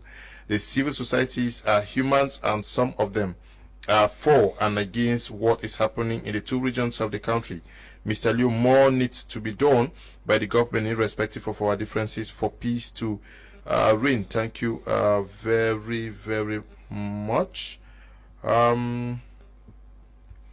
Good evening, Mr. Leo. I would support Mr. Walters that there are no schools going on in areas he cited because of you see students going to school, you will be tempted to say they are going to the farm, to social gatherings. Students cannot be going to school without uniforms. What differentiates students with workers? What can make people in the world believe that schools have started in these areas with its uniforms? Kizito is writing from Bomenda. Good evening to you in the studio. The government should dialogue with the Ambazonian leaders through. Okay. CY is also writing from Bomenda. Good evening to you guys. Where is the special status from the National Dialogue Cameroon? Okay. Metro Ngano is writing from Bomenda too. Oops. Stop calling. When you call, it's difficult for me to read your message. Mr. Leo, courage to your efforts. If anyone needs confidence to be bestowed on him, he should be honest. When the government will, for once, be honest, then confidence will come. George is writing from the United States of America. We move over to you, Ima. We are left with 20 more minutes. I want us to talk about the women doing the difference. Can they make a difference? We saw the women across Cameroon. We saw them in Yaoundé, in Douala, in Bafoussam, in Bamenda and Boya yesterday and today.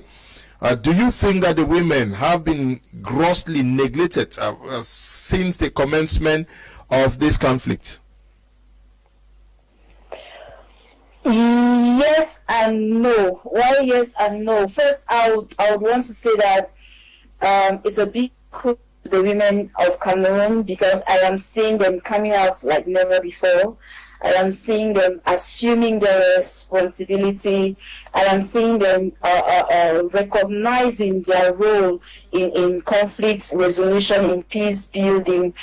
Because when we have seen that usually women are neglected, that is something that we cannot really explain all of it today. In decision-making processes, there's been it's not a Cameroon thing, there's been an international cry about the involvement of women in decision-making processes.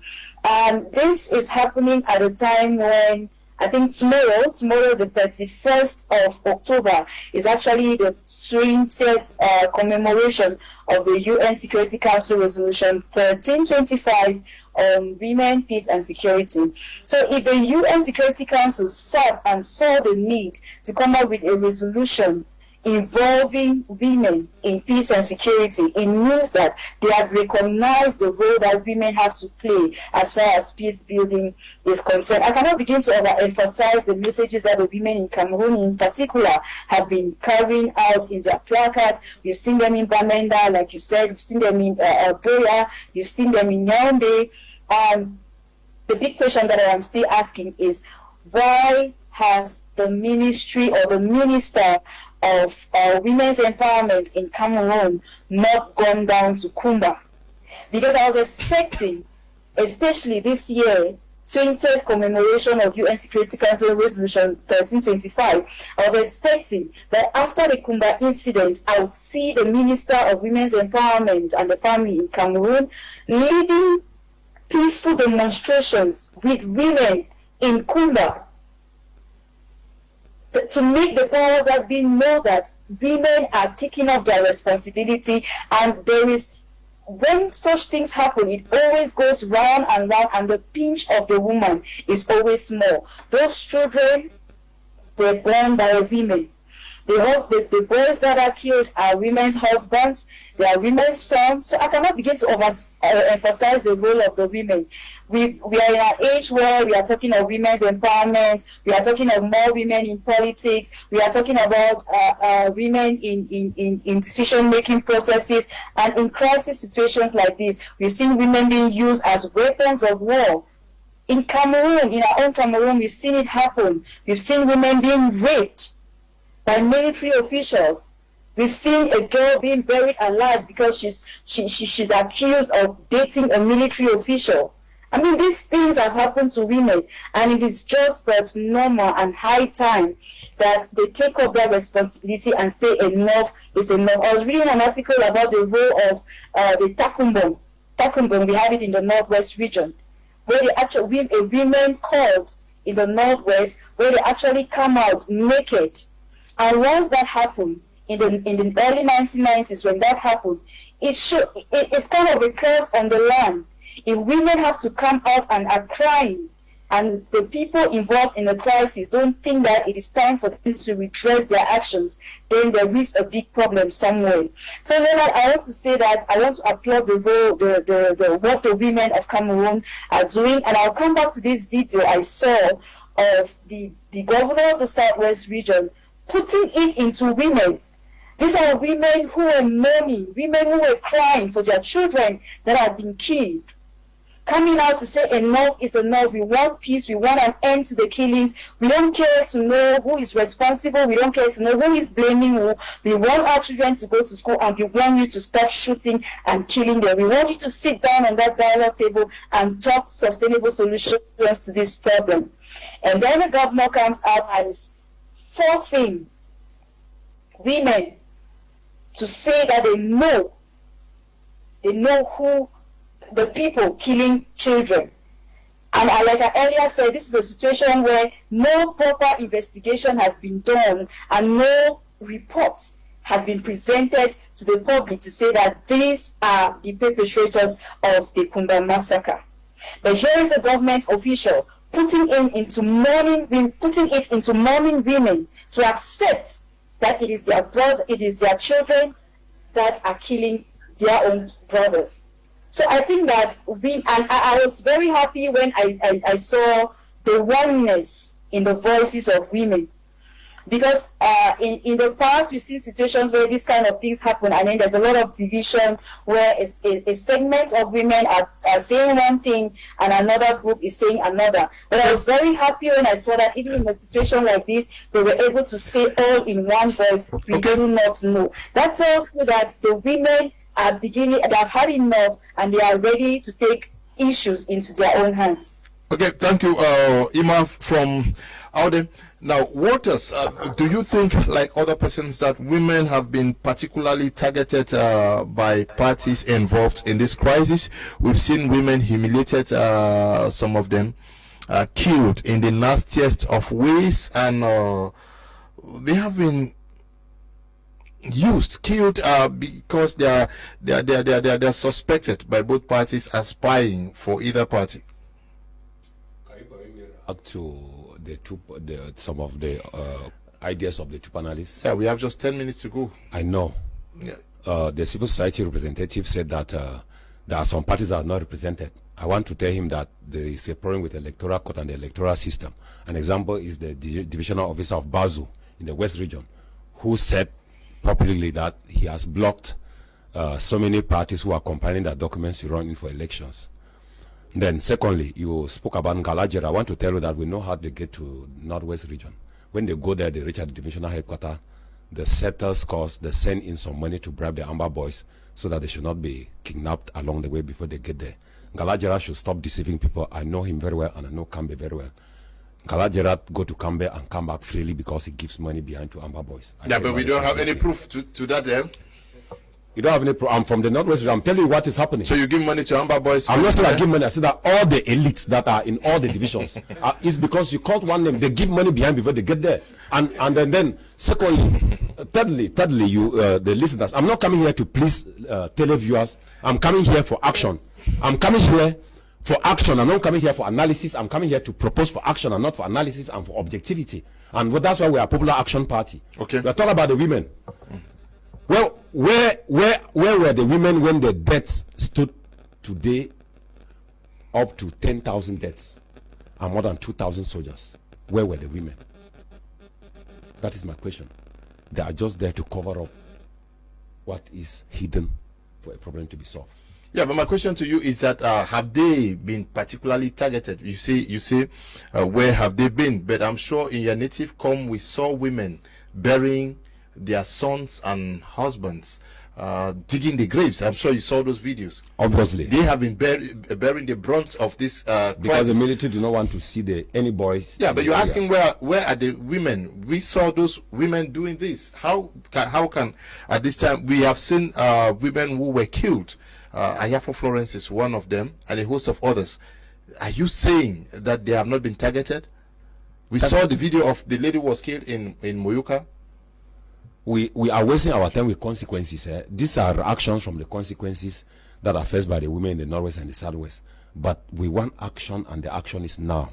We should convey an inclusive dialogue if we don't want women to undergo those. Are you undermining what the women are doing now? Coming out. I'm not undermining. I'm not neglecting what they're doing. I'm saying that they're wasting their time because nothing will change. How many times have we said end Anglophone crisis, end killings? Another incident will occur. I concur with you that women have to do that. Another incident will appear in the days ahead. We don't know where is the next target.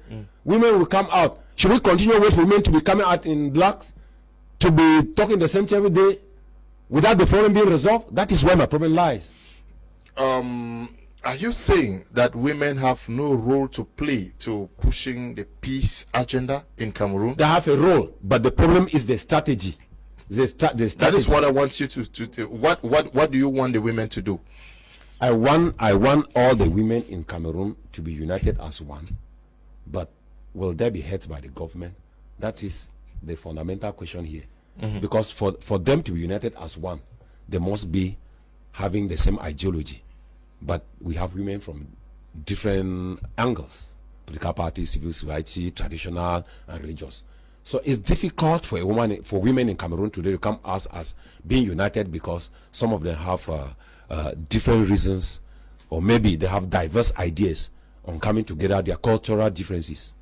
Okay, so it's very difficult for us to pass behind women to solve the Anglophone crisis. Yeah, can we undermine the power of women when we know what they did? I'm sure in Sierra Leone, we know what Rosa Parks did in America. When we talk of the emancipation of the blacks in America, can we undermine the role that women can play in bringing peace in Cameroon?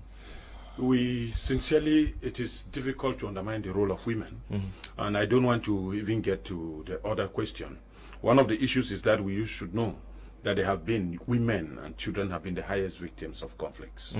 And within the time, you will always equally know that the men are the one fighting in the conflict. And so who then should suffer the armor? Women have left to pay the price of every conflict situation. And in many instances, some of them have made a remarkable change. We might have equally been praying that a nation like Cameroon, the women to the ministers and the women to those we call them the military. I remember sometime in Egypt during the Arab Spring, when people came out, men and women and children. I'm not again saying these are the events that are not even old enough that we can still verify them. The military refused to shoot. Can we equally call the role of the military in this particular war? I remember in the Algerian movement, when the commander-in-chief of the armed forces, similar to commander-in-chief in Cameroon, Zemeka, told the state, we are not shooting, and that Mr. President handled this issue otherwise. Can we have people of integrity in Cameroon that killing is enough, and that Mr. Zemeka tell the head of state, President Paul Biya, this is the approach? Can we handle this issue otherwise? They know it is possible. They know they can do it.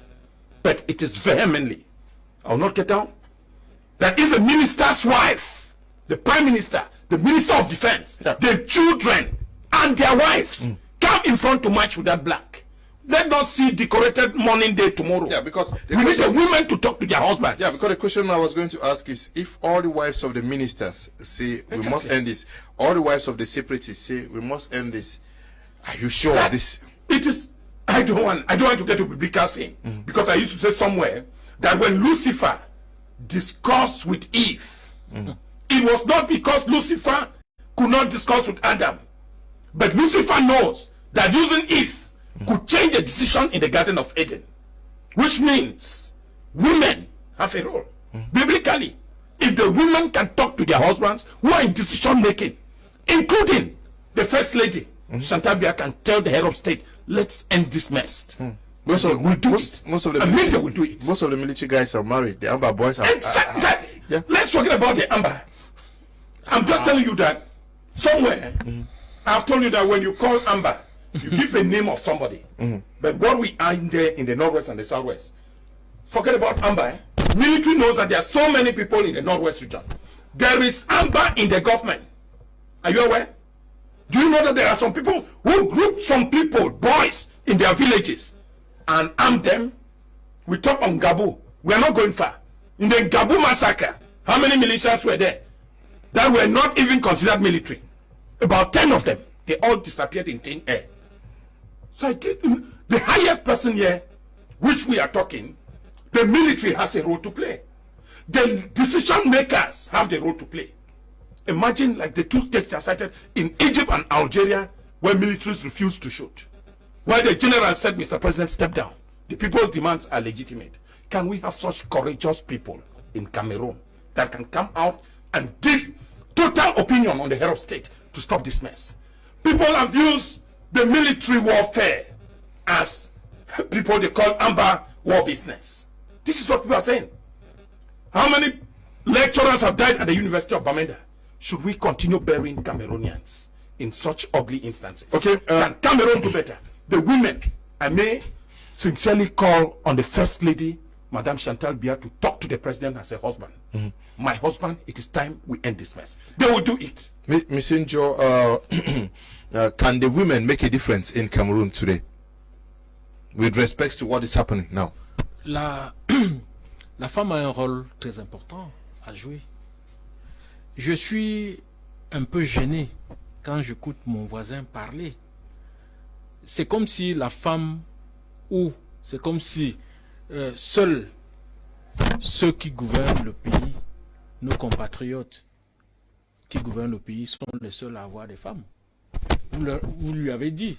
Non, oui, attendez, excusez. Je ne veux pas qu'on parle d'Antoine. Non. La seule personne qui a convoqué ce dialogue national, Grand National Dialogue, it was not convoked by anybody for us to discuss Cameroon. The only person that can group Cameroonians right now is the head of state. Nobody can group Cameroonians. Je vais continuer. Je vais dire, la femme a un rôle important à jouer. Moi, je vais beaucoup plus m'attarder sur la femme qui vit dans la zone de crise, parce que c'est elle qui vit au quotidien les effets de la crise.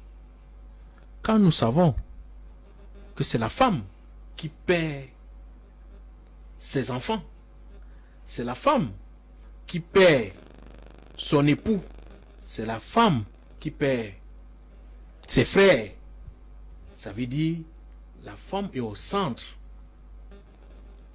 de la résolution, où c'est elle qui peut également apporter une approche à la résolution de cette crise. Et comment? La femme doit collaborer avec les pouvoirs publics. La femme doit collaborer avec les forces de maintien de l'ordre et de défense. Parce que c'est dans cette collaboration-là que l'armée, que les forces de maintien de l'ordre, que l'administration aura suffisamment d'informations pour repérer les terroristes ou les séparatistes. Un cas d'exemple, vous avez parlé de Mouyuka, ce gars qui a égorgé sa petite amie, qui est une fille, une femme, sous le prétexte qu'elle a eu des rapports avec, ou elle marchait avec des forces de défense. Mais il faut voir, on n'a pas besoin d'être impassionné dans le débat. Il est tout à fait normal qu'on interpelle, qu'on invite nos sœurs, nos mères, nos parents, toutes les femmes des régions du nord-ouest et du sud-ouest à être les maillons de la paix. Et pour en être les maillons de la paix, elles doivent collaborer. Parce que l'ennemi vit dans nos maisons. J'ai entendu le gouverneur au Calabila du sud-ouest oui, s'adresser aux femmes dans une vidéo où il leur a dit: vous les connaissez, dénoncez-les. Vous venez, vous pleurez, c'est tout le monde qui pleure aujourd'hui. Il y a eu des tueries d'enfants. Mais ces personnes-là vivent là. Ils sont connus par tout le monde. Ces personnes-là, ces séparatistes-là, raquettent, kidnappent les populations qui vivent avec eux. Là, sur place, il est temps de dénoncer parce que la paix passe aussi par là. Ok. Parce qu'on ne pourra pas, l'État ne peut pas mettre un gendarme derrière un élève. L'État ne pourra jamais mettre un gendarme derrière chaque citoyen. Aujourd'hui, nous savons très bien qu'on est dans cette approche armée et nation. Ça veut dire que la nation, nous les citoyens, on a un rôle à jouer. Même dans ces zones, on dénonce les bandits du quartier.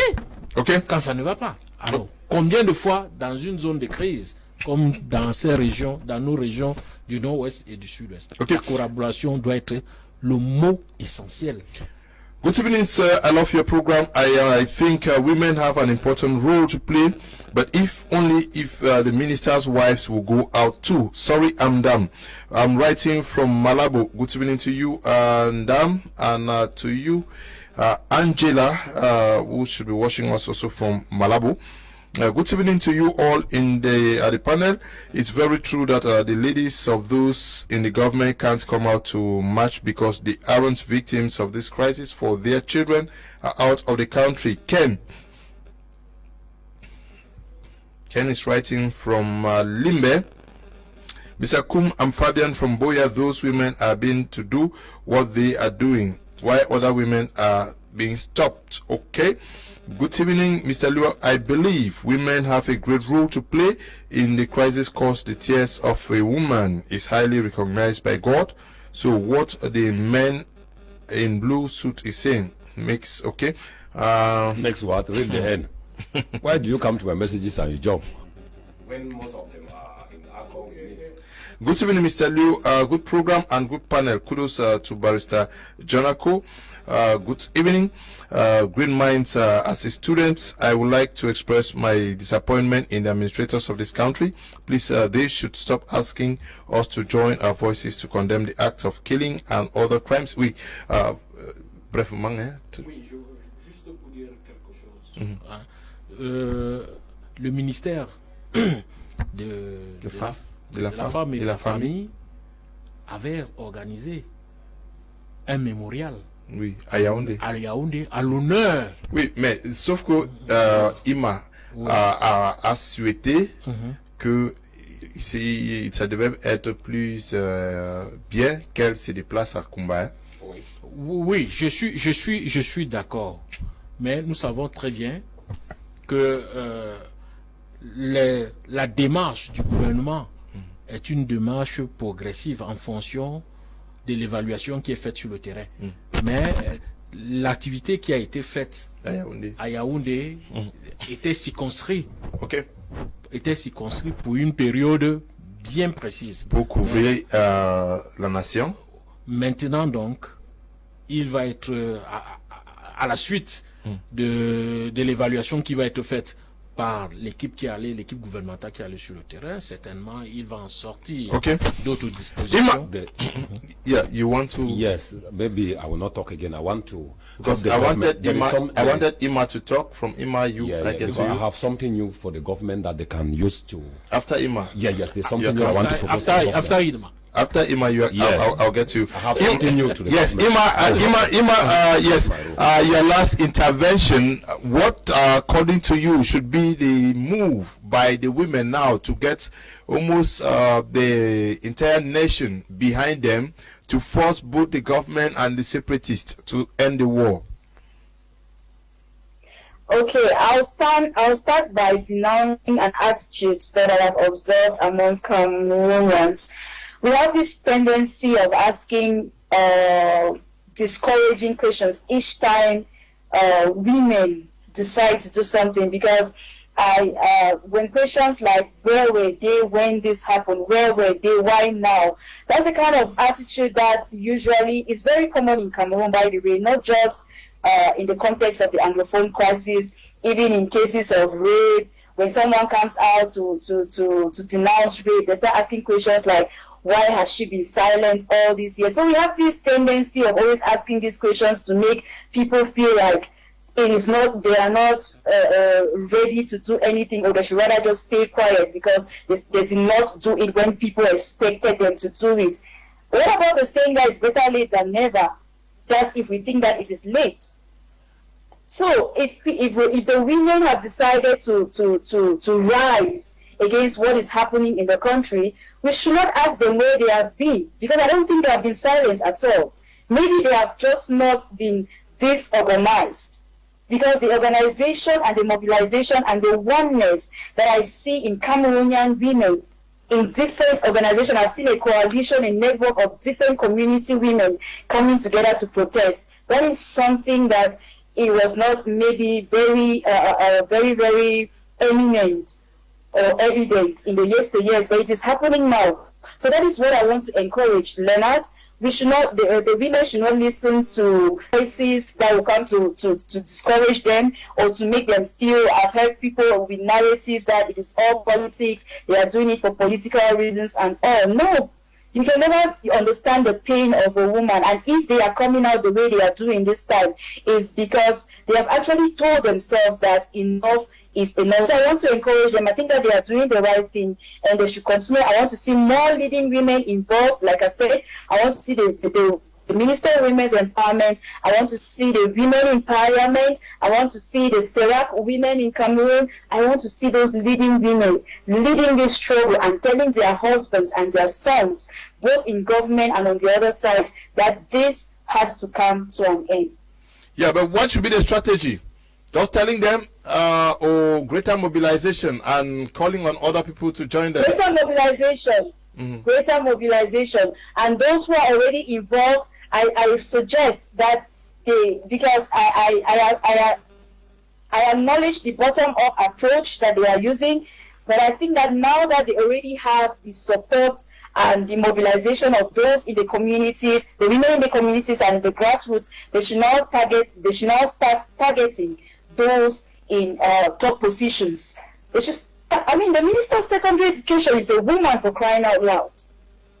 We need to see her at the forefront of things like this. This, as secondary school students involved, we are talking about, we need to see her as a mother and as a minister spearheading such movements. We need to see the Minister of Women's Empowerment. We need to see the Minister of Social Affairs. We need to see these leading women in Cameroon. So those that are already doing it, the civil society women, they should now start targeting those in authority to join them and to take the lead.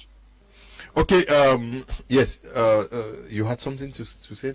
I'm saying that all these things we are narrating here, all these stories, we have been doing that for more than 4 years today and nothing has changed. Yes. What I wanted to make it new here, what I want to tell you, which is news of course, there are some Cameroonians that have formed a coalition for negotiations, and what you call separatists abroad have accepted to intervene through different platforms on the internet so as to bring out the possible solution and meet the government. If the government is listening to me now, they should contact the Popular Action Party for more details.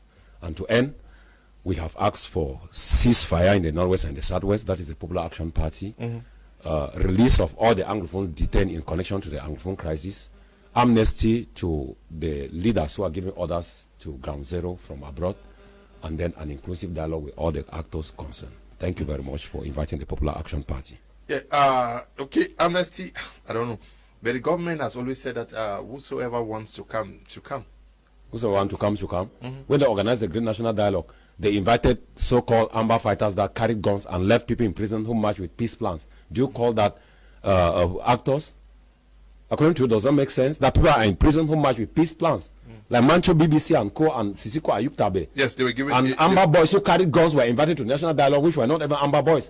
Amnesty passed through the National Assembly. Okay. What should be the strategy for the women for a greater impact? Please, very briefly, because we have just 3 minutes. Yeah, there is nothing like I will insist to say. If at the level of those who are responsible for decision making, yeah, you have said something I remember very strongly, that a lot of women can change things. We are not talking of Rosa Parks as one, which is today monumental when it comes to the civil rights movement in the United States. But you look at the atmosphere of those women who are trying to improve in Cameroon. Does it mean that when a woman is in government, they cannot act? The absence of the women in government or in power in trying to find solutions, long-lasting solutions to Cameroonian problem, has left the basic Cameroonian and the local Cameroonian woman to itself. There will be more authority if those who are in position as women should join this cause. National Mourning Day in Cameroon tomorrow, to be organized in Yaoundé. While Kumba is few kilometers away, it is sad. The women should equally gather all in Kumba tomorrow. If this is the National Mourning Day, let's see how the event unfolds. And that women should stop being used as agents of propaganda even within the ranks of the government. Some of these women came to present themselves at times just to be seen, or maybe show, how can I call, sagesse or wisdom of the head of state should lie on them. We need to see a positive Cameroonian woman. Very few, we have a lot of them, like Michel Doki, you saw what they did today with Madame Kawala, yeah. that they could go right up to the spot. Could ministers' wives too, who are mothers of children, get to this place and will be very happy. I'm telling you, because he who pays the piper calls the tune. The government is the highest player in this domain. Okay. I'll be very strong by tomorrow morning to see that Madame Chantal Bian will be leading the women wing for the morning tomorrow. Surprising people in Kumba. In Kumba, Okay. why not? Yes. What should be the strategy for women now? Collaborer. Okay. La collaboration, les femmes, surtout celles qui sont dans les zones de conflit, doivent collaborer. Mais je vais rappeler que les femmes, celles qui ne sont pas dans ces zones de conflit, qui sont originaires des régions du nord-ouest et du sud-ouest, ont chaque fois organisé des rencontres.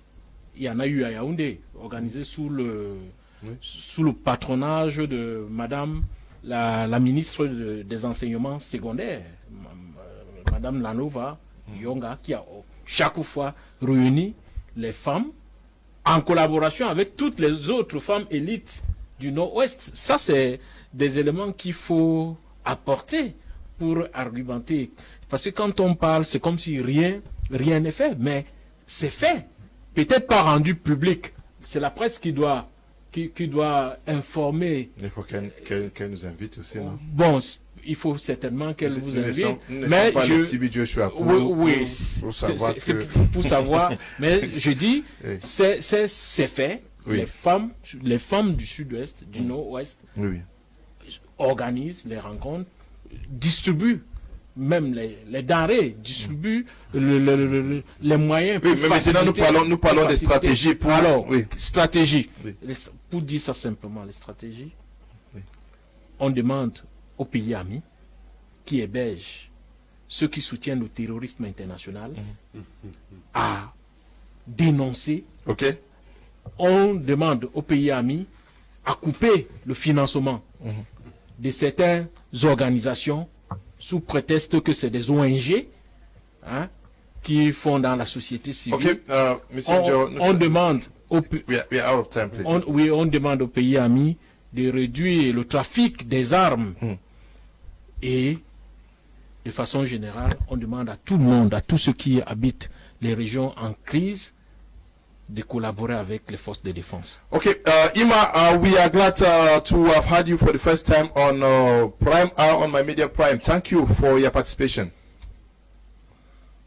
It's been my pleasure, Leonard. Thank you very much. We hope we are going to be having you subsequently. That's for sure. Okay, thank you to you, Cho Waters, for coming all the way from Yaoundé to be part of the show. The pleasure is mine. Thank you very much. And to you, Dr. Ako, John Ako, thank you. Yeah, thank you very much. And I want to insist, I will try to give these small lessons to my fellow panelists, CPDM, that not only the Southwest or the Northwest woman is concerned. If Cameroon is for all Cameroonian women must rally behind the Anglophone crisis. Okay, Mr. Njo, thank you for coming. Oui, pour clôturer, je vais dire, le deuil national est célébré sur l'étendue du territoire. Okay. Ce n'est pas circonscrit aux régions. Merci pour l'invitation. Oui, merci d'être venu. Thank you to you, Desmond, and Eli, who is producing the program, and those are the broadcasting, and to you, Tabi Tambe Bryant, who is supervising our work out here. Stay blessed. Bye-bye.